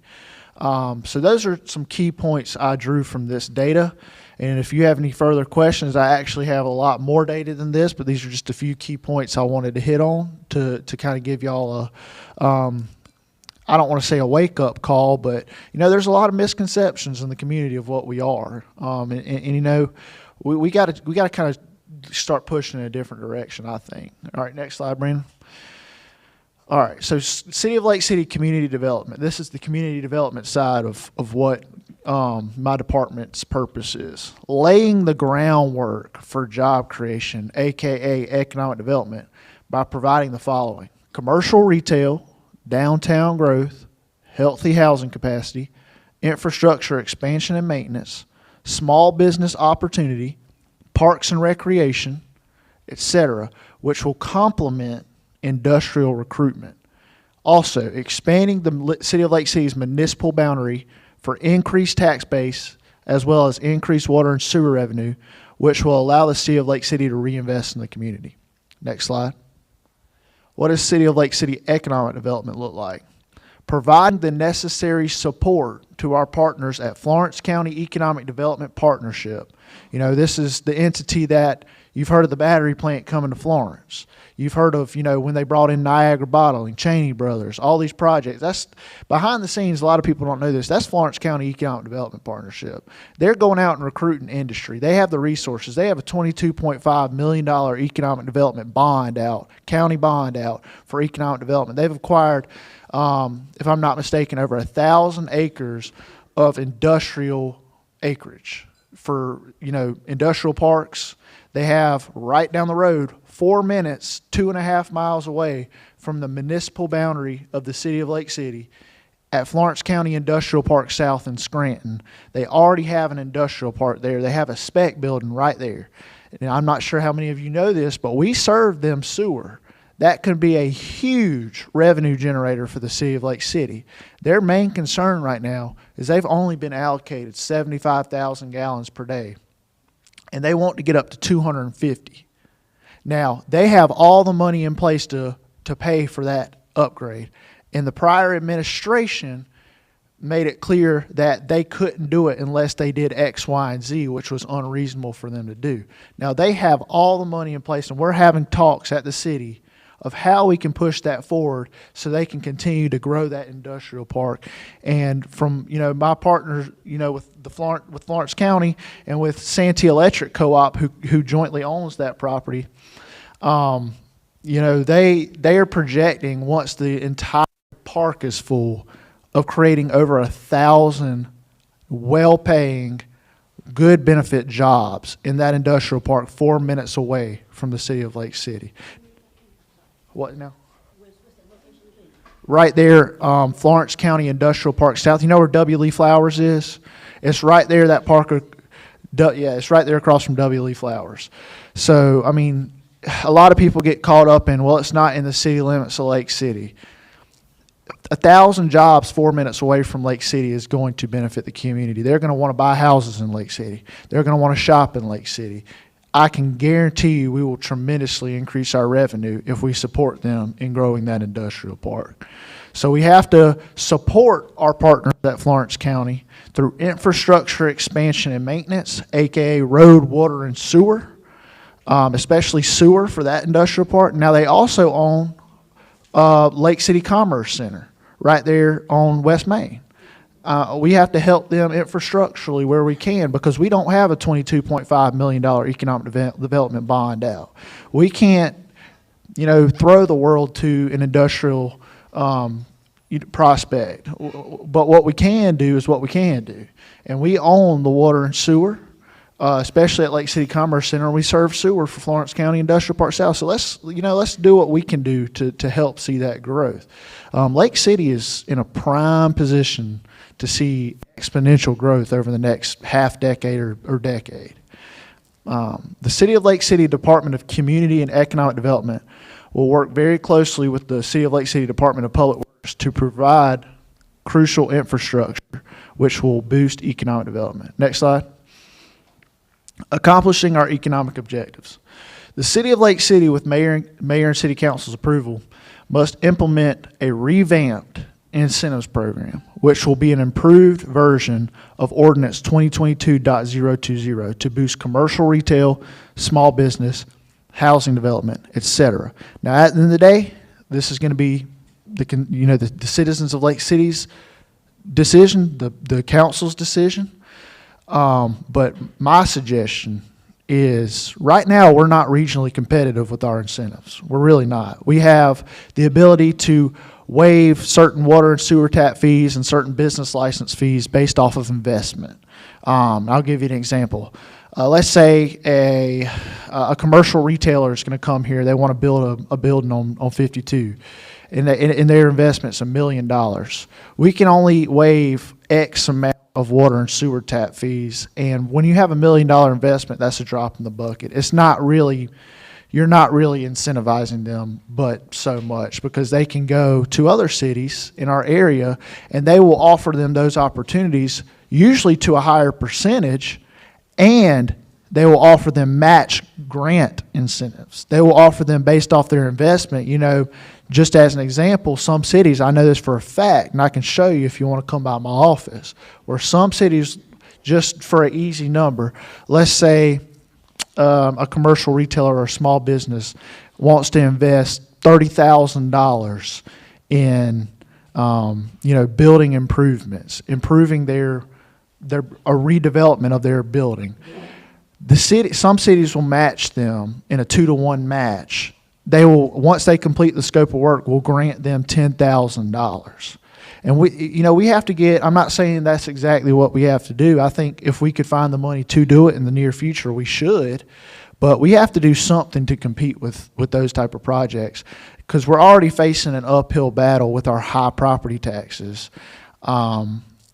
Because if you're a startup business and you want to get into some retail space, why would I come to Lake City when I'm going to pay 3-4 times more in property taxes than somewhere else? And they'll also pretty much pay me to do it when we don't have that. So we really need to look into our options there. And I have certain specific strategies we can implement, but as of right now, I've already met with Brandon, and it doesn't seem like we really have it in the budget right now to invest in that, which is really discouraging. But as we start to get back on our feet and as we start to generate some more revenue through potential annexation and other strategies, I really do think in the near future we need to invest in this to push that growth. And just to put this before you, if you have a property that has a land value of $10,000, right? And we can incentivize a retailer to come here, build a building, create a few jobs, pay water and sewer fees, pay business license fees, and what other fees associated. You can increase not only your land improvement value from $10,000 to $500,000, which will increase your property tax revenue. You'll get, beforehand you didn't have water and sewer revenue from them, but you're also creating a few jobs. Let's say it's just even a QSR, a quick serve restaurant. You're going to create a few high school jobs for somebody in high school, and a managerial job as well for someone to go there and work, whereas beforehand it was just a piece of land that was sitting there generating little to no revenue for property taxes and no revenue at all for water and sewer. But to get that project to actually come to fruition, you can't just shout it into the void. You can't just say, hey, I want this piece of land to be developed, because every single retailer is going to ask you a few questions. They're going to ask, what's the traffic count? What are y'all going to do for me? How are my margins going to look here versus there? We have to offset some of their costs to make it worthwhile for them to come here. And that's, I'm going to get off my high horse now, but I just really think that's something we should look into and something that we can consider. And if you have any questions about that, my doors are open. Come by my office right there at City Hall. I can walk you through the numbers. I can walk you through options, and we can explore those possibilities in the near future once we get back at a stable level financially. The City of Lake City Department of Community and Economic Development aims to achieve the goals stated in the comprehensive plan's economic objectives through several programs proven to be successful both in the state of South Carolina as well as across the nation. That's what I was just elaborating about is, come by my office and I can show you the specific plans. I don't really think it's necessary to go into extreme detail about what those potential opportunities could be at this meeting. But if you really have an interest in how we can push some of this growth, my doors are open. Next slide, Brandon. Who? Okay. So the implementation, what now? Okay, yes, ma'am. Implementation of community and economic development programs. I think that we need to, the City of Lake City Department of Community and Economic Development, in partnership with Planning and Zoning, Grants Department, excuse me, should implement a community and economic development strategic plan with the approval of mayor and council. Just as we have a comprehensive plan, I think that the community, the stakeholders in the community should come together. We should have open sessions and say, what do y'all want to see out of this?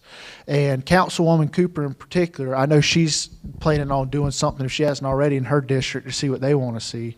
And I think that we should do something similar like that for the entire community, where everyone can come in and provide their opinion and provide what they want to see. And, with my professional experience, I can provide this has been done before, this is feasible, et cetera, et cetera. But in the day, I've said it before, I'll say it once again, not my canvas to paint on. I'm here to paint the picture that the community wants to see.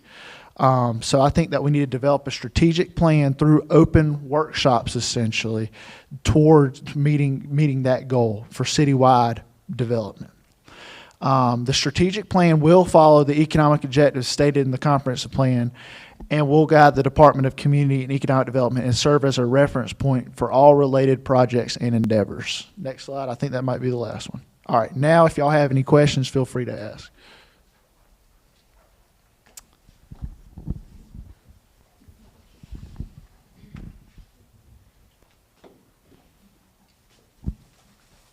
I don't have a question, but I do have a concern.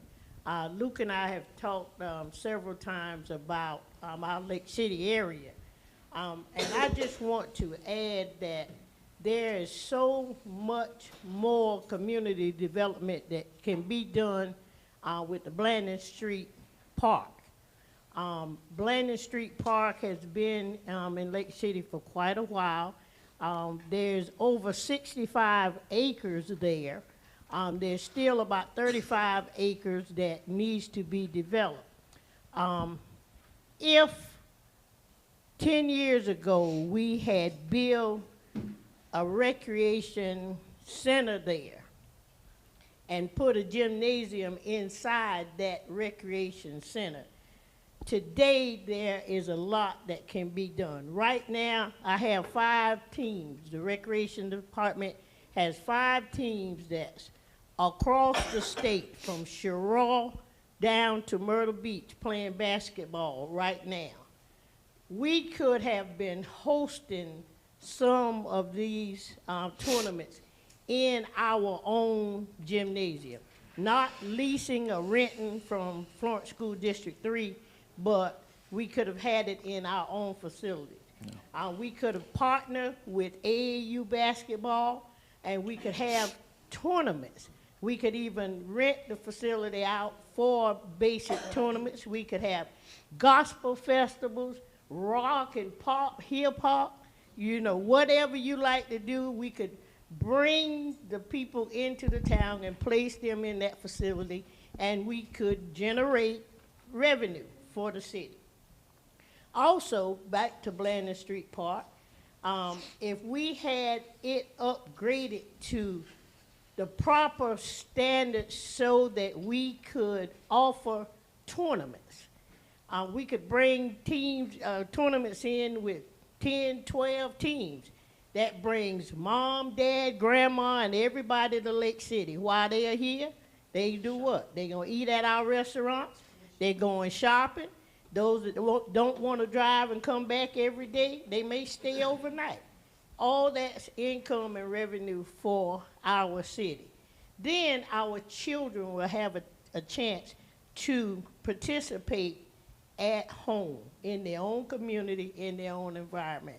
So these are some things I'm just asking you all to think about, and let's join forces together to see what we can do along with Luke and the grants writers, and see how we can make improvements together to our Recreation and Tourism Department so that we can do wonderful things for not only our children, but adults participate in recreation as well. So even back to the car shows and all this great stuff, it can be done. It can be done if we just work together as a community. These are things that I would love to see happen, because I've been here quite a while and I've gone through a struggle, but I didn't give up because God has been with me, and he has taken good care of me, and the community, the coaches, the parents, and the children. We didn't give up. When things looked bad, we hung in there. So if we just work with the plan that the good master has given for us, and let's make great improvements in Lake City, not for our children in the future, but for our children right now, for today, and tomorrow will take care of itself. Thank you. With all the infrastructure that we got around Lake City and all the property, with you saying trying to get businesses to come back, my goal is, and what I would love to see, when kids graduate from high school and go to college, they say, well, I can move back to my hometown and work in my hometown. Yes, probably, I say 30% of people that live here in Lake City work out of town, because we don't have any jobs here in town that could compete with a job out of town. What I would love to see, me and you don't talk about it. Yes, it's fine for a restaurant and all that good stuff to come, but at the end of the day, we need workforce. We need, yes, battery plants. We need another Nanyard. We need, another grocery store. Something that's going to be liquid to our community. You get what I'm saying? And I understand the plan that you got going, but 99% of high school graduates that graduate from Lake City High leaves town, and they don't come back because we don't have nothing to offer them. Thank you for that, Councilmember Brown. What I'll say to that point is I completely agree with you. We need to have the jobs here, but when I say here, we have to kind of expand our line of thought. You've got to keep in mind that the county has $22.5 million in an economic specific development bond where they can go out and pretty much give a company the world to go here, here, and there. We don't have it. We don't have the skin in the game. We can't. I can't shout it into the void and have a company come here. I can do what I can do to provide the commodities that support that industrial recruitment effort by the county. But the county's sole purpose and the purpose, that they are working towards every day is not commercial retail. It's not all these, small business opportunities. It's not housing. Their primary purpose is industrial recruitment. And back to that, which I give kudos to Florence County because y'all work good hand to hand together. Like at that Garland Mars, even though this was kind of infrastructure for industrial out here, put some investment here in the town of Lake City. You get what I'm saying? Ask the guys, hey, well, we got X amount of property over here. How about look at this and see if we could develop this and get some business to come here? Because out there, the Garland Morris out there, you got I want to say it was an airplane plant, but look at all the acreage you got there. Absolutely. Even though Scranton's right down the road, but driving 5 miles, then driving 2 miles and getting paid a good, decent salary, I might want to drive that 2 miles. You get what I'm saying?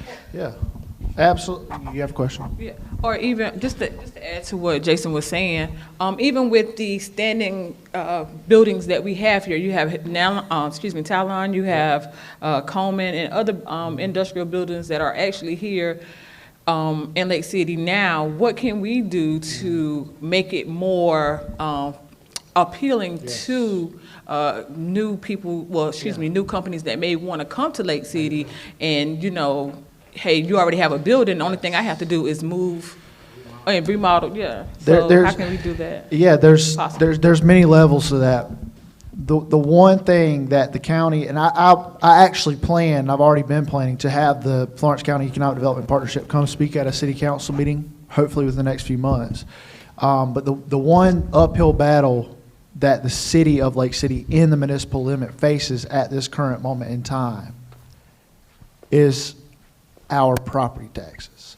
Many industries are going to go, they prefer to go outside of the municipality rather than in the municipality because they are going to save hundreds of thousands, if not millions of dollars a year in property taxes. And it really comes down to that. Now there's ways to offset their costs. There's ways to negotiate incentives with them. But that's why I cannot stress how important it is to revamp our incentives package. If we really want to see this happen, we have to put more skin in the game.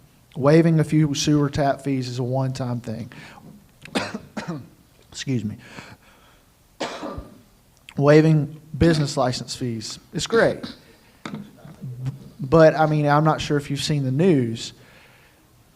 AESC has hundreds of millions of dollars of incentives through job development credits, JDCs, not to mention the fact that, just that the assessed value of their property is going to be millions of dollars in the Florence location right there across from Wilson High School. And notice how they chose not to be in the city limits of Florence, because if they do that, they are agreeing to pay hundreds of thousands of more dollars in property taxes. But like I said, you can offset that through lower water and sewer fees, well, that's pretty much really what you can do as a municipality is lower your water and sewer fees, because most municipalities, if not all municipalities' tax burden is going to be more in the city limits than out of the city limits.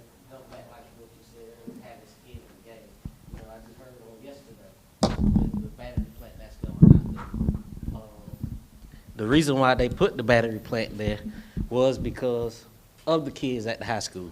Yep. Where they could have, and I just heard this on yesterday, where they could have the kids from the high school, once they graduate, well, while they're in school, they'll bring them over there, give them tours and, all that good stuff and let them learn about the business. So in the end goal, when they graduate, they'll have kids that interested in working there at the battery plant. And, if we was to draw business to come to Lake City, that'd be a skin game. Well, we giving our kids something to look forward to whenever they graduate, like Miss Cynthia say. In the future, when I'm dead and gone, when I have kids, the good Lord bless me, that's what we'd be looking for. Absolutely. And like I said, Florence County owns the Lake City Commerce Center. They own Florence County Industrial Park South. And those locations, I mean, they're very convenient. I mean, 4 minutes away from the city limits at the Florence County Industrial Park South and literally contiguous to the city boundary at Lake City Commerce Center are pretty convenient locations. Now, Lake City High School students, I want them to have that hope. I want them to feel safe and secure saying, I know I'm good when I graduate. I know I can stay at home for a few years and make $1 and then, buy my own house in Lake City. And that's the goal we're trying to meet here. But ultimately, our purpose has to be, given how much resources we have financially, to support the county's efforts. And that really goes back to quality of life on the city's role. It really goes back to, I'm not sure if anyone's noticed this correlation, but Florence County will preach it. Notice the correlation between their industrial recruitment efforts lately and the timeline of their downtown revitalization. Their downtown was in disarray 2 decades ago, and they undertook an effort to revitalize that. They got many more commercial opportunities, more quality of life aspects in and around the city. They have heavily invested in parks and recreation. They provide that quality of life. They have I think they're set to have over somewhere between 4,000 and 6,000 new homes built over the next 5 years in and around the city of Florence. City council got to let somebody else Yeah, talk. that's what I'm saying about Lake City. We're not building and developing our area, our community. If our census are going down, and like you said, the idea about building new homes, and they say no, even though we built and helped Scranton develop that a park there, imagine people that live here in Lake City gonna want to live in the city of Lake City. But there's no housing development coming up in Lake City to inspire people to want to move here to Lake City. Exactly. There's nothing new. They have to move into an old house that already developed or already built, and people want new homes too. Yep. And the one thing I know that we are lacking is development, new homes and new development where and merge it into the city to improve our numbers in Lake City. If we're dropping resident and not increasing, that doesn't show our growth. But then yet, if we help develop Scranton, that they will have a development that will come. All the people can't live in Scranton, but if we have housing for them, I feel we still could. Yes. I'll answer your question in a second. I want to let Miss Maddie ask a question. Thank you, because Yes, it's ma'am. monopolizing. But the elephant in the room is housing and recreation. I knew all about Jason's project because, see, Maddie goes city, county, state, federal. I knew all about that development coming out there. I knew about the water situation. But I want to give Cynthia her flowers just like I gave Ricky. Cynthia done put up with a lot of stuff, and she was promised a lot of stuff that didn't come through. And those projects she was talking about, if they had been implemented, we would have had some money in the city right now. But she stuck with it. She's never been given appreciation downtown. I've seen everybody giving their flowers. I've never seen Cynthia stood up once in front of city council and say, we appreciate Cynthia. So y'all can just put that on your little pad for pretty soon, okay? All right? I know that for a fact. I go to city council meeting. I've been there when they gave out employees, we appreciate this and that. Cynthia Millette has never been done. That has never been done for Cynthia Millette. I got you, Cynthia. Now, back to what I was talking about. The elephant in the room is housing and recreation. I moved to Lake City. I got a little great grandson. He loved that bouncy house. Where you going to, Florence? You going to Florence. Jobs, where I come from, people get on the Amtrak train and go to Washington, D.C. and come back home. So we know sometimes jobs is not just here in Lake City. And we're going to have to understand that and know that. Tupperware was someplace when it was out here, it wasn't in the city limit. All these places was around Lake City. But they have a reason, just like you say, for not being in the city on account of taxes. So let's just get used to maybe we have to travel a little bit. But you're supposed to be, I'm with the school board. Every elected official in Lake City need to be on the same page and for the city to grow. City council, school board, county council, state representative, state senator, Lake City got Jim Crowder, national, and come together and make a plan for the city. But city can't work without the county. Everybody got Jason's number. Did you call Jason? This is new to y'all? Because it's not new to me. Jason got some money for the school board. We appreciate that. You're right. County council is who you should be working with, along with the representative and your state senator. They got access to a whole lot more than Little Lake City got. But we're going to have to reach out to them people and work together with these people to get it done. Why? Our children deserve this. Yep. Our children deserve this. Now, part 3, y'all be going on all the slides and everything. Can have a little access to some slides. I got diabetical eyes, and I like to read kind of slow and look at stuff and dot every I and cross every T. Not only can I read a budget, I wrote budgets, okay? So I want to take my time and look at certain things, and if it's allowable, I like to access to some of the slides and take my time and look at it. I might have more questions. Yep. And I don't want to hold everything up, you know, with today. Come So by if my possible. office. I'll print you off anything you need. Thank you so much. Yes, ma'am. And back to, I thank you for everything you said, and I also want to give Cynthia her roses, her flowers, whatever kind of flowers she likes as well. Because just like Mr. Ricky, invaluable experience, invaluable, investment in the community, loved by the community. And it's been a pleasure to work with Miss Cynthia, and I hope we have her for a long time to come. And Thank back you. to, I know we ain't gonna be a dead horse, but and To- you probably agree with me. But To Councilman Jason, I got a little information for you also. You know, you was talking about, trying to get some of those businesses to come to this area. We've been working on that, Councilman, for a long time. But let me tell you one of the problems that we've been running into. A lot of those big industries, when they start trying to come down to this area and move into this area, they don't be looking for 30 or 40 or 50 acres. They be looking for 100 and 200 acres. Yeah. And the problem that we ran into is like going there Williamsburg way, Williamsburg County. It took them a long time to get enough acres to get the hospital together because they had to get so many families to come together to sell that many acres to put together just to get the hospital there.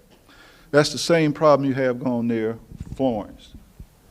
The Willoughbys own a lot of property going that way. And you have to buy as much acres as you can going that way. So it's not enough land to just say, I can go out here and buy 200 acres right here. Build that battery factory you want, to build those electric car seats. That's one of the biggest problems you run into when you go out that way trying to get Florence County to come down here and build something. So they got so much land that's available in Florence because Florence is so large that you get the land out there to build it. The other thing they look for is they want you to be close to a railroad track so they can load it on the railroad track. But they also want you to be close to an interstate. Am I right, Luke? That's absolutely correct, and that's a major thing. And the I-95 and I-20 in Florence is why they've It's hit why the they nail. choose areas like that, because it's easy assets for them to get that way. Now, we talk about, we got Godly Morris, we got those other little places, but what we have to look for is our workforce. yes, sir. We don't have the highest educational workforce. So instead of us looking for another Nanya, we might have to look for a smaller industries. Say we might not can look for Boeing, but we can look for Boeing to send us an industry that can do the seats for the Boeing, or that can do the headrest for the Boeing. Might not send us 2,000 employees, but can send us 2 factories with 400 employees with those 2 factories. We can get something like that. So when we start looking at the economic development with Luke, that's what we're going to have to look at a little bit. And to your point, Mr. Alford, we can't discredit the little successes we have. No, Dunline Rubber is being occupied by a new industry right now. Right. They're going to begin operations in March, and these are the little successes we have to celebrate. So we are, trust me, we are doing our due diligence and working towards creating jobs. But as Florence County will tell you themselves, we're probably never going to land another AESC. No. That was a once-in-a-lifetime thing. So we have to celebrate those smaller successes. And that Talon and Coleman buildings, Randy, he probably can tell you about that Talon and Coleman buildings. The Talon and Coleman buildings probably would cost as much to repair as they would to be rebuilt. Am I right, Randy? Yes, they would probably cost as much to be rebuilt as it is to be repaired, because we've had companies, we've had engineers, everybody to come down to look at those buildings, even the county have, to look at those buildings, to see about those buildings, and all of them was telling the city that it would cost more to repair those buildings. But, and one other thing, and I'll be finished, the private investment, we was talking about the housings. Housings is something that we need, Luke, and I think you and I had this conversation, and Before I go any further, I'd like to thank the mayor for allowing the public to have an input on this this morning. I really do thank mayor and council for this. But with the private investment with these houses, we want to talk about low-income housing, and I agree with y'all totally. But when we talk about low-income houses, we just talked about what we need. We need industries, we need jobs. So if you're going to bring low-income houses into the city, we're going to have the industries and the jobs. But when we say low-income houses, let's look at the prices of the low-income houses. Now, 170, 180, 190 ain't low-income houses in this area. Like you said, you want to paint on the canvas what the community want. We want $130,000 low-income houses. Not 170, not $200,000 houses, because we all agree that we don't have the industry and the jobs to support that. Am I right or wrong? Right. We don't have it. Well, can I speak to that point, or you want to keep? No, that's all I have to say about what I had. And one other thing, you said eventually we can lower the water and sewer fees. I don't see how that's going to be an option when we were just told maybe a year or two ago that we had the lower rate, one of the lower rates in South Carolina, and that we would have to go up on the rates if we applied for grants again. Well, just to be clear, I wasn't advocating for lower water and sewer fees. I was actually advocating for higher out-of-city fees. I was advocating for lower property taxes. Lower property taxes. Yes. Higher water and sewer fees.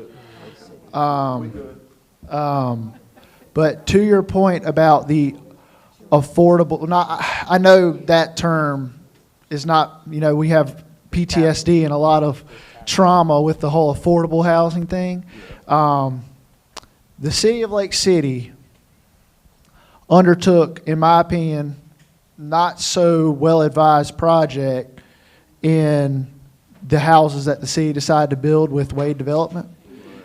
Okay? We pretty much sold those at cost, and our at cost was $125,000 plus, and you see what you get with $125,000 in today's economy. I completely agree. I wish it cost that, but it doesn't anymore. The cost of construction is through the roof. And it just is what it is. I'm looking to buy a house right now. I can't find anything that's not a piece of junk for under a bare minimum of $160,000, $170,000. That's just the cost of construction right now. Adam Martin, who's building those houses on Lake Street, showed me his numbers.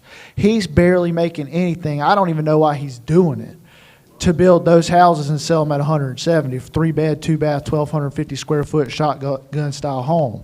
It just, I completely agree. I wish it was still like that, but we're not in 2015 anymore. The inflation has taken its toll. Things don't cost what they used to cost, and I wish we could get it back down to that, but that's not really up to us. That's going to, the cost of housing never decreases. It only ever increases, and I can verify that through data. It just is what it is now. We're going to have to learn how to live with it, and I know that that's disheartening, and I know that it's hard to accept, but unless y'all know something that I don't about housing development, I don't understand how we can do that without it being a piece of junk house. With the city, is the city gonna get out of the housing business? Because once before we was in the housing business. Why they went, I'll never know, because they promised these people, it's in writing, 90,000. They don't care if your credit score was 525. Okay, I knew that was on another administration, but when you promise people stuff, people remember that. But Lake City got to get out of the housing business. They can't build the volume. They can't do it at cost. And I wish this little project that was, they get out of housing business, okay? Because the needs for Lake City far exceeds what Lake City can do. Absolutely. We need to entice somebody in here to come and build houses in Lake City. Absolutely. We're getting out of that. We're not doing that anymore.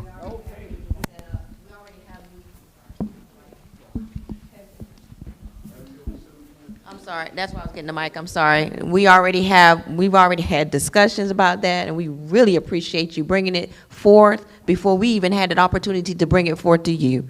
So you know that we heard you, we're listening, because we already had discussion about that, because it has not been the route that we wanted to go in, and we see that. And it's more detrimental to us than beneficial. So we definitely see that, but we already having meetings already lined up to have with developers to come in and do that work. So we can get off of that from the City of Lake City standpoint. Am I right, staff? Yeah, and that's kind of, you know, one of my main tasks I've undertaken here is my priorities is we got to get our ducks in a row. We got to focus on infrastructure. We got to focus on healthy housing capacity, and then all the other things will fall into place. Small business, commercial, retail, and industry. But we don't, you own Realtor.com. How many houses do we have for sale right now that don't need significant work? Not many. We don't have new housing development. And that's why I've been bringing in, you know, not just me, myself, Chief Driggers, Kayla, our planning and zoning coordinator. We've been pretty much recruiting developers while also listening to the input of local developers to come here and say, what can y'all do? How can we help you? We need housing development. And I'll just say this back to my incentives program that I think we should look into. I've had developers look at me and say, if y'all install a home ownership incentive, a home ownership grant incentive where we can assist homeowners with down payment costs, if we can install a infrastructure expansion incentive where we can, you know, help them financially expand water and sewer, expand road for their projects and offset some of their costs, exponentially higher of a chance that they'll come here and acquire properties and build houses. So we really have to look into getting into the game. Not only, you know, we don't want to build houses because why would we? We're taking on all the risk, whereas we can incentivize a developer to come here, take on all the risk, and have his professional experience. And, you know, he has to sell that house, so it better be a nice house. Whereas if the city's contracting it out and we're paying for it, it's already, the developer knows he's getting his money. There's a good chance he's not going to put his heart into that house, which is what we saw. Why does the city reach out to our local house builders? Why are they going out of town getting these people from out of town to come in and build houses? I would love to see us praise our own pond and keep our money within our community. We have had local developers come into City Hall, sit down with myself, Mayor, Brandon, every pertinent staff to this type of a project, and pretty much we're getting to the point where quite literally within the next couple of weeks we're going to reach out to our council and say, how does our council feel about offloading on some of our city-owned properties for residential development? Because we have local developers and, you know, down the road developers alike coming here saying, the city owns this property, the city owns this property, I want to build a house on it, can y'all sell it? So we're going to have to discuss that further. Orangeburg or Sumter. Sumter. We had a He's meeting with local, him this week. Yeah, he's a local Yep. contractor. Yep. And what he do, he goes out in the community in Sumter and he builds houses for low income. Yep. And I think that's a good idea because, Yep. like I said, I had my phone ring all the time. Yep. Well, I always see when a bid come out, they always giving the bid to someone out of town. They never giving us any interest in the bids. And one thing, I know this probably something that we don't need to talk about right now, but open bids. You get what I'm saying? Yeah. It's not fair for me to put in a bid if I'm a contractor and don't know what the next man bid was. So whenever the next piece of property come available, well, I know I need to be in this number where I could try to win the bid because they say it's sealed bids.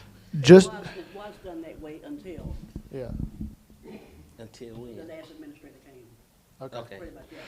And that's another thing we're going to have to discuss because I've done my due diligence and met with the municipal association and seen what our options are as far as getting rid of some of our city-owned property. One, the most important thing, all sales of city-owned property must be approved by mayor and council, which is how it should be.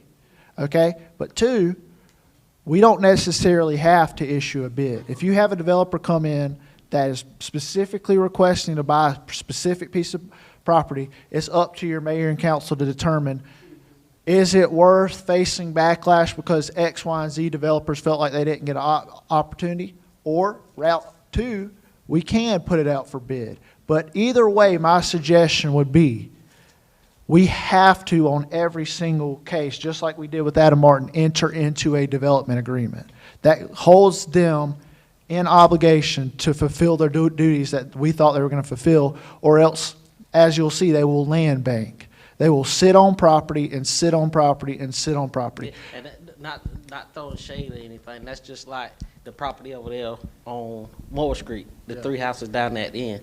Yeah.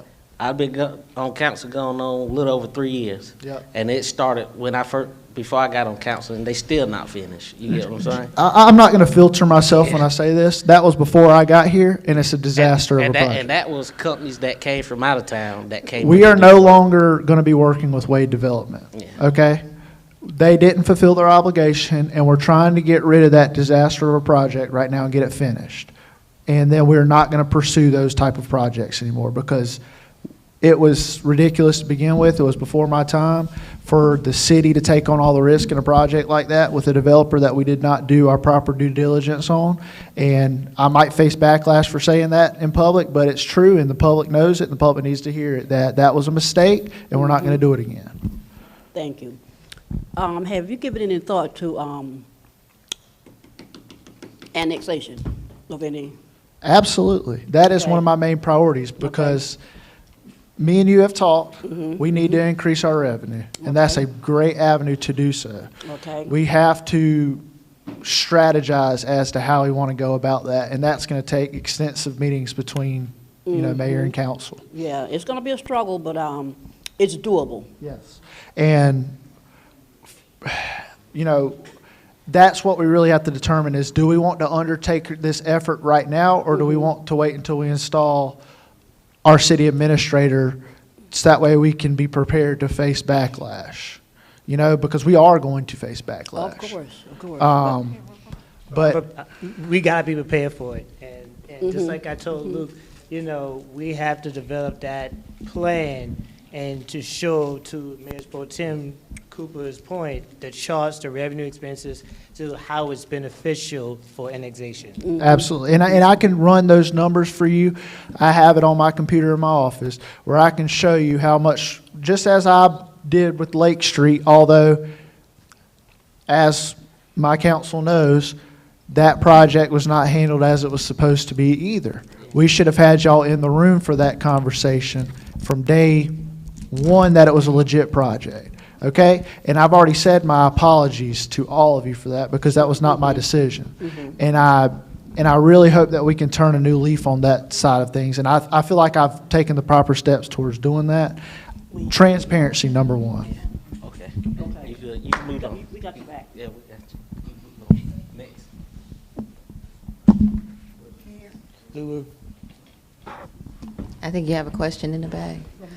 I do want to, after we get this question, I know Mr. Luke Garbo is a wealth of information, and we have, this is a whole day conference with him that we can do at another time, but Mr. Alford, you can go ahead. I don't think I need to address Luke with this. I'll wait the council to do that. Okay, because I do want to give some time. I do want to give some time for the council members to say any remarks they may have, and any department heads, if you have anything you would like to say too. Thank you. Well, I just want to say thank everybody for your time. And like I said, and I mean this, my office is open. Come by if you have any questions. I'm not trying to hide anything. I'm completely transparent. Thank you.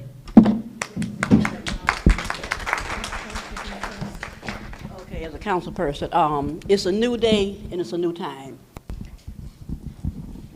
For the sake of transparency, I really appreciate the fact that everything that's been said in here today between Mr. Carter, Luke, and the mayor, hopefully we can turn things around and change the atmosphere in Lake City. All of you know that you are at liberty to come. Now, they're inviting you to come to their offices, have an open door policy. And I would urge you to take advantage of it. And if you need information, get it from the horse's mouth. Because we don't know everything, and we're willing to listen to your suggestions and your concerns. So by all means, take advantage of it. And again, thank you all for coming, and it's going to be okay in the future. Thank you. I would just like to say thank you all for coming. I think today's workshop was very informative. It was definitely a lot of information that was received. Just like the mayor stated earlier, this is a rough draft. This is nothing set in stone. To the public, thank you guys for coming out. It helps, voicing your concerns, suggestions, things that you want to see that will help us move forward. We've been through a lot so far. It's only March 1st, and we've been through a lot this year. And I just want to continue to see us moving forward, continue to see us working together. Thank you, Mr. Ricky, Ms. Cynthia, Mr. Carter, and Luke, for everything you guys do. Also, Ms. Marchand, thank you. For the presentation for today, everything was great. And I'm just looking forward to our next workshop together. Thank you.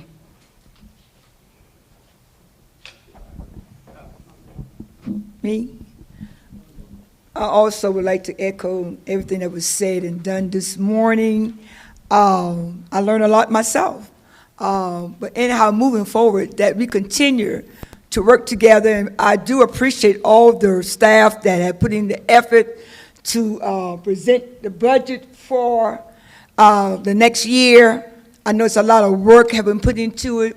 To all of you, I won't call name, but everyone knew the part that you played and participate in everything. And Mr. Ricky and Mrs. Cynthia and all the others, I do echo on everything that has been said, that your dedication to Lick City have truly been my life.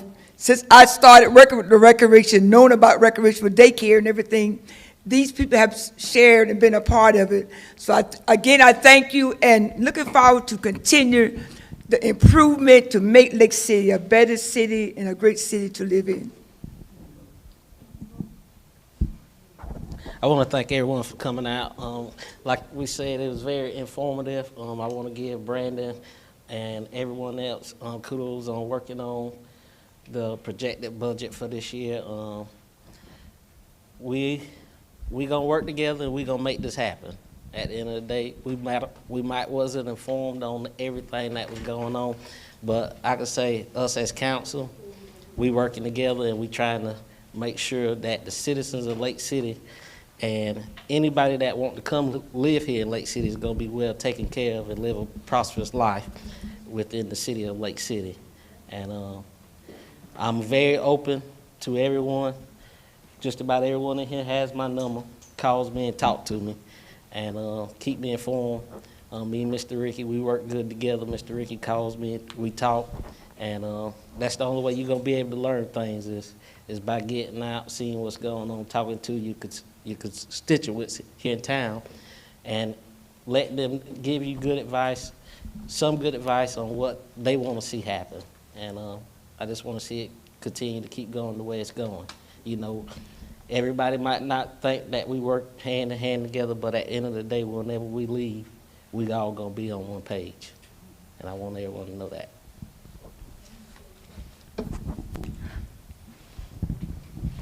I would like to thank everyone for coming out. I would just like to say this is a rough draft for a new beginning. Again, I would say a rough draft for a new beginning. We cannot continue to look at the past, but we can learn from the past and move forward in the future. And that's my plan, that's my goal going forward as being an elected official. Again, working together with everyone for the betterment of Lake City. I think I would also like to thank everyone for coming out to voice your opinion, because at the end of the day, and always, this is your city. This is our city, but this is your city as well. And we just need to work together, continue to come out, voice your opinions, your concerns, come to community meetings, come to council meetings, and voice your concerns, because we have to work together. We cannot do this alone. Lake City was not built by itself. It was built with a lot of people and with administrations and stuff like that. And that's what we're trying to continue to do. Just would like to thank everyone again for coming out. Thank all of the staff for everything that you have done and will be continuing to do, because I know it took a lot to drop something and then the next day had to, come together as one and as a team to, make this event happen today. And so again, I say thank you, and of course, continue to stay vigilant and safe throughout your communities. Have a good day. I really think this day is an eye-opener. I think this is I see your hand, Mr. LaRue. I think this day is really, I hope that it's brought us together more better, more unified, seeing each other, what we do in the city of Lake City as council members, as mayor, as city clerk, as each department, and as community members. We all have a role, we all have a part in making sure that the city of Lake City move forward. And for one, we have to respect each other's roles, and we have to give each other room to do what our positions call to do.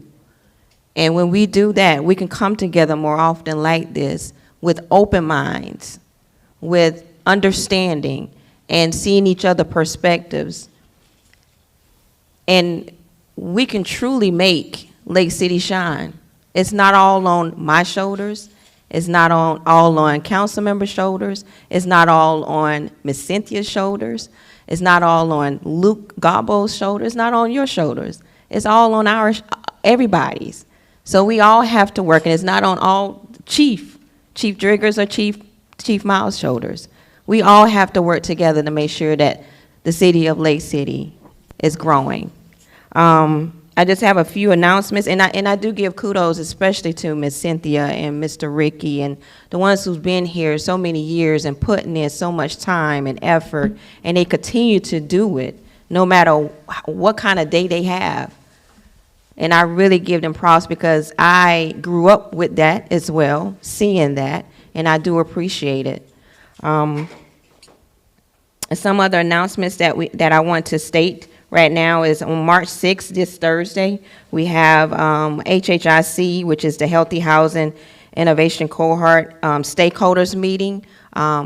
You probably have not received an email. We're starting to send emails out, and I know it's just this Thursday, but I want to state it now to anyone, and it'll be right here at LC 278, and that's for making sure that we can come together and work together to making sure that Lake City have healthy housing, and that will be this Thursday at 6 p.m., hopefully no longer than an hour. Our next council meeting will be on March 11th at 6 p.m. Ms. Donna is going to talk more about this, about the online sign up for notifications, because I know that we've had a lot of things going on in our city, and we want to let you know, especially with the water lines, with the roads, or with any type of projects, and we try to do our due diligence to notify the community the best possible way we can. The best possible way. We don't want to make it inconvenient for anyone, but we have emergencies like the water line breaks or anything like that that we have to get right to. And sometimes just getting it on Facebook and hopefully getting it shared, or other people telling other people. But when Mr. Ricky Crew got to get in there and get it done and turn that water off, believe me, they're trying their best to get it back on within the next hour or two. So let's give them that room to do so. But we're not trying to make anything inconvenient for the constituents. Also, Ms. Cynthia, I don't know if you got any updates on our teams for today? So, because we know that it's playoff time for our recreational teams in basketball. I do want to give her time to say that, because we do need to support our young people. Okay, updates right now, our 12U, our boys, they won, and they'll be playing again later today. They are in Aner. Update, our 14U, they won, and they are in Myrtle Beach, and they will be playing later on today. I'm waiting to hear from our 8U and our 10U girls. Congratulations. And that's where it begins, because then they'll go off to the high school and be those Lady Panthers, y'all, who is going to be the Final Four at the Florence Civic Center on this Tuesday at 3 p.m. If you can make it there. I know everybody say, well, Mayor, can I get off to go? But yeah, so we're rooting for our Lady Panthers, going to be the Final Four. They're playing against Andrew Jackson, 3 p.m. at the Florence Center. So we're very, very proud of them. We're proud of all our youth. They need our support. They need our support. So they're looking at us and how we're leading and doing things. So we need to be very watchful on that. I appreciate all the staff for putting all this together. I am going to give the department heads an opportunity to say something, but before then, I'm gonna let Mr. LaRue say something as well.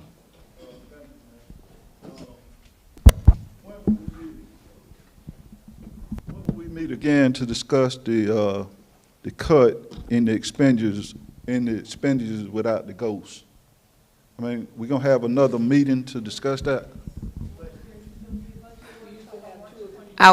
Our next budget workshop is on March 29th. That is, at that point, I don't think that is time for public input, but between that time, because this is March 1st, so 28 days, you can come in and speak to Mr. Brandon Carter if you like. But at that point, that is the next budget workshop on March 29th, and we'll get that information out. Okay, now, going back to the question that I was gonna ask Mr. Luke, but I wanna address this to Brandon. Those houses that we had over there on Moore Street, where is that located at in the budget, the expenditures and stuff from that, in that budget? Those was... Get the mic, please. ARPA funds. Correct, just as Mayor Robinson said, that was ARPA funds. That was what? ARPA funds. Yeah, ARPA, American Rescue. The American Relief Funds that we got from COVID. I mean, when you sold the houses, did the funds go back into the general funds, or once you sold them, they go back to the, what is the ARPA fund? How honest you want me to be? What? Brandon. So, Brandon. Yeah. I can't. Go ahead. That's what I'm asking, those kinds of income. You want me to be honest? Okay, so... We got free money, and then we sold them. The previous administration was unfamiliar with the policy and procedures, so unfortunately, instead of creating a separate segregated account to solidify and keep account for the expenditures schedule on what we utilize it for ARPA, it was compiled to the operating account. So it's kind of impossible to measure how much money we utilize for our ARPA COVID, pretty much the COVID relief funds. So, but to answer your question, we got the money, it was transferred to our operating account, and was paid out of our operating account. So what you gonna do with the ones on Moore Street? How do they go when you sell those? Oh, they already paid for, if that means. So all 5 of them already? Yeah, they already paid for. You already sold them? Lake Street, what was, Luke? Let's see, yeah, no, I'm just talking about Moore and Carver. Yeah. Yeah. So the income come for those, they go to the general fund, is that what you're saying? The income, no, we're not making any type of revenue as far as those houses. So what question are you really asking? I'm trying. Okay. Where do the money go? Oh, that's property taxes. So that's pretty much city taxes. So it comes to our operating account. We sell the house for Oh, you talking about the proceeds for the sales? Oh, yeah, we get those proceeds of those houses. What account does it go? It goes to our South State account. I'm sorry, I thought you were talking about.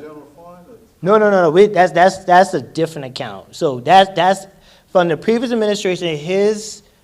I don't know what was his objective, but he told me to hold on to those specific proceeds. So it is currently staying out of our savings account and our South State account. So we haven't touched that money yet.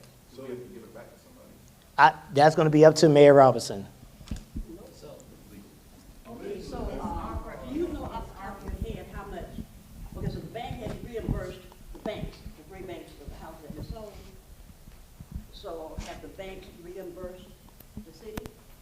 Which banks are you referring to? Folks who purchased the houses, I mean, they went through the banks, right? Correct. Okay, so has the bank given the city, they gave them the money on the loan, right? Correct. Okay, so I think what he's trying to ask is where is that money? Where are those funds? No, yeah, the proceeds, if I'm understanding correctly, you asking where are the proceeds, when we sold those houses, where the proceeds go to? It didn't go to our operating account. We still have those funds, all right? Because that was the previous administrator's wish. Now, what was his objective and goals? I can't tell you because that predates me. Where is the money going now as far as the new budget year? Where is this money going? That's going to be up to. And so it's the ARPA funds, it was to our knowledge that from the ARPA funds for selling these homes, that it was supposed to be recycled to use over to build more homes. So this is supposed to be a separate account for ARPA funds for those monies to go back into. That's what it's supposed to be, because those ARPA funds are federal dollars, and they want to know where that federal money, how it was spent. It has its own And you schedule, have so when we to- get audited. And you have to report that to the state treasurer have to give it back? where. No. If we don't use it, No, ARPA funds, when city receive ARPA funds, that's for pretty much rebuilding the structure because of COVID. so if you don't use it, How much is in that fund now? Oh, in that specific account? Yeah. I don't want to lie. I will give you that information. I don't want to tell you a lie. So I can give you that information. And then, One lady said she paid $150 for her house. okay. The others were $130. Yeah, it should be around 300,000-400,000, something like that. Yeah. Brandon, so if we don't plan on using it, what we do with it? For housing, what we do with it? I'm gonna be honest with you. See, when I was doing my presentation, one of my biggest pet peeves of the previous administration, there was no set plan. There was no comprehensive plan. There was no strategic plan. We were just shooting off the hip. So just like we were saying, we are rebuilding the future. So to answer your question, right now we at a ground breaking. What should we do with those funds? That's why I was saying I'm putting the power back in the city council, in the community hands, and give us some ideas, sponsorships, partnerships, whatever the case may be. And I think once the proceeds is in the bank, and then I think it should be left up to mayor and council. If it go in the sewer funds, if it go here, if it go there, or go here.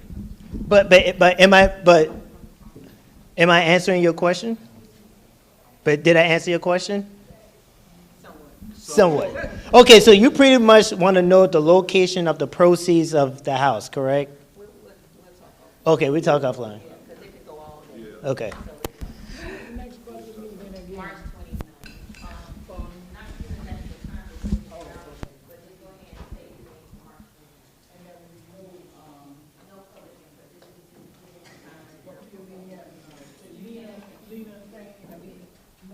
Will more information be given, and will it be streamlined so we can look at it from what was proposed as to what maybe? I don't see why not. Okay, and how many we gonna have, because we usually have two, and then the final one. See, there's this budget work session. Mhm. Sorry, we have a mic. Yeah, this budget work session, the next. This budget work session, I'm sorry. And then we'll have the budget workshop on March 29th. Then you have the month of April, but then the two readings will have to be May and June because the next fiscal year starts on July 1st. So those two in May and June at the council meeting will have like 30 minutes prior to council meeting starting for the public to actually state on the finalization of what we come up with on March 29th. So you have a whole month to talk about or to look or review over, a lot of time to review over what we finalized. Okay, department heads? Chief? The police department budget has been submitted. We're asking for minuscule increases on certain line items. Our biggest ask is going to be most likely out of capital improvement, and that's to replace some of the older vehicles that are 12, 13 years old, well over 100,000 miles. We've got several with over 200,000 miles on them. They're going to need to be replaced because if we don't replace them, we're going to have to throw money at them to repair them, and they exceed their mechanical limits, which means basically the repair costs are worth more than the vehicle itself. So they need to be sold at auction or either trade-ins, the ones that have trade-in value. Of course, that'll be done with mayor and council's approval, but for the most part, we've asked for extremely minuscule increases. We did ask for increase for pay raises, but not across the board pay raises. It will be it'll be merit-based and performance-based pay raises, but other than that, our budget should pretty much reflect what it did last year for the most part. For community and economic development, as far as I currently know, I requested $250,000 for the incentives programs, but I've been informed that I'm going to get zero. So that's where I stand right now, and hopefully it changes in the future. So like I said, we could put some more skin in the game, but we're going to work with what we got right now.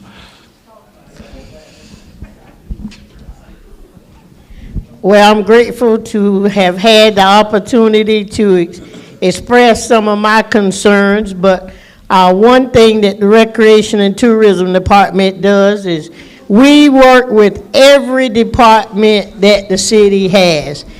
Each and every department plays a vital role in the success of the Recreation and Tourism Department. So I feel that we have an all-over partnership.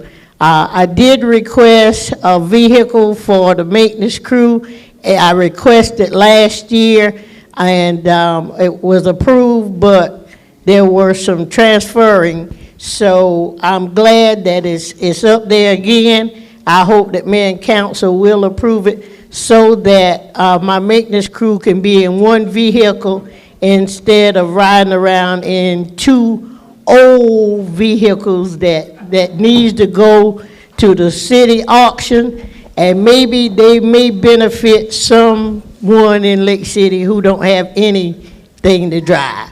So thank you all for allowing me the opportunity. I love Lake City, and I ask you to please support the children that participates in the Recreation and Tourism Department, and please support the seniors of this community, because I do work with our two most valuable assets, as I place it, our children and our seniors.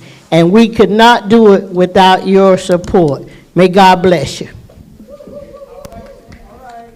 Okay, water and sewer, our budget hadn't changed a whole lot from last year, maybe some small increases. We do have some capital improvements list again. We do have a lot of projects going on. The Ackline Street, Ackline Avenue project is in the final stages of permitting, working on some easements now and some DOT permits. Independence Avenue is a FEMA project. It's getting ready to kick off. Also, the US 52 project is ongoing. They're about 80% through, working on some issues on that. US Highway 52, which is the checkerboard water tank, is nearing completion sometime March or April. Councilman Brown's district, the Martha Law Estates, has kicked off. They're already under construction out there. And also we're looking at some projects coming up at the wastewater treatment plant, which Luke was speaking about earlier, to help in some areas with some grants. And been busier than we ever have been. And I'm like Cynthia, I appreciate the opportunity to work. Been here a while and enjoy working for the citizens of Lake City. Thank you. Hi, I'm Donna with Public Information. Just wanted to give you a quick update on how we're getting information out this year. We just made a change on our live streams. Facebook has updated their retention policy, and they're no longer going to retain live videos after 30 days. So we have officially moved our live streaming to our YouTube channel. We don't have a lot of people signed up on our YouTube channel. It's City of Lake City. Anyone can go into the youtube.com to view that. You don't have to have an account. You don't have to be on social media to view that. So just so everyone knows, our live streaming will now be through YouTube. In addition, we are putting in more avenues for people to actively receive the information they want in the form that you want. So we have a notification system that we are just launching on the website. You can sign up through, there's a button on the main page, it says notifications and alerts, and you can choose not only which avenue that you want to receive information from us on, but also which type of information you receive. So if you have children that are in our youth sports and recreation programs, there's a youth sports selection that you can select, and you will receive those notifications. If you don't want those, you don't have to get those. This system is opt-in. We cannot add your numbers and information to the program. You have to sign up yourself if you want those notifications. Right now, we have public notices for things like water outages and road closures, emergencies. We have the youth sports. We have an economic development This will be developed over the years as to what the community needs and wants. The key thing is, though, that you can select how you receive the information you choose to receive. You can receive it through Facebook and continue going through the social media, but not everyone is on social media. That's why we've put this into place. You can also choose to have the information texted to you, and we'll give you a link to further information online if it's too long for the text message. You can receive it in your email, or you can actually have a message sent to a landline. So even if you're not into the digital means of communication, you can receive voice messages on your landline. In addition, if English is not your native language, you can select what language you want to receive the information, and it will automatically translate for you, the recipient. So if Spanish is your choice of language, you can receive everything that we send out in Spanish. I think there's something like 128 different languages to pick from. So the whole point is to make information as easy to access as possible. But this system, you have to opt in. And again, the easiest way to do that is go to our main page, lakecitysc.gov, and there's a little button on the right side that says notifications and alerts. You can do text and email. You can receive it as a text, email, voicemail, and on social media. You can select what you want to receive and how you want to receive it. There's a public notices ones. That's the avenue that we will send out things like water boil notices, etc.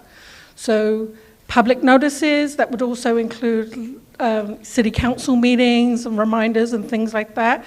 As we grow the system, it may be that certain things get separated out. Like if the public notices, the meeting notices may become a separate option. As of right now, those are all both in public notices. You will also get like notifications for any bids that will go out. That one is not developed yet, but that is coming. You can do notices. Some notices go out, but those have already been in place. This is a new system that supplements that. So again, it's an opt-in though. Job openings? Job openings, that's all available on there also. Mm-hmm. Okay. Thank you. Thanks everyone for coming out today. I do appreciate you. I definitely wanted to say, I'm sorry, her husband was actually here, but I didn't mention, unfortunately, Councilwoman Askins could not be here today. I think she might have been watching online, but I did want to recognize her as well. She was not able to be here today, and she did notify us that from the beginning. So I do appreciate all the council members' input. I appreciate all the department heads that were here today and staff members that could make it, and I appreciate the community input. And I really think that we have a great leadway onto this new budget, fiscal year 2025-26. I do appreciate everyone. We're a small city. Every municipality has its struggles. Every municipality has its things that they're going through, you know, but we have a lot to be proud of. And let's build on that. We definitely, you know, be aware of the issues, the concerns, but let's build on what we already have established and keep on building for the city of Lake City. And that's going to take everyone for doing their part. So I appreciate you as your mayor. I'm going to continue to do to the best of my ability, and I am available at any time. Please call me. Please come by my office. You can talk to me about any concern or any issue that you have. If I don't have the answer, I will direct you to the right department or the right person you need to be talking to.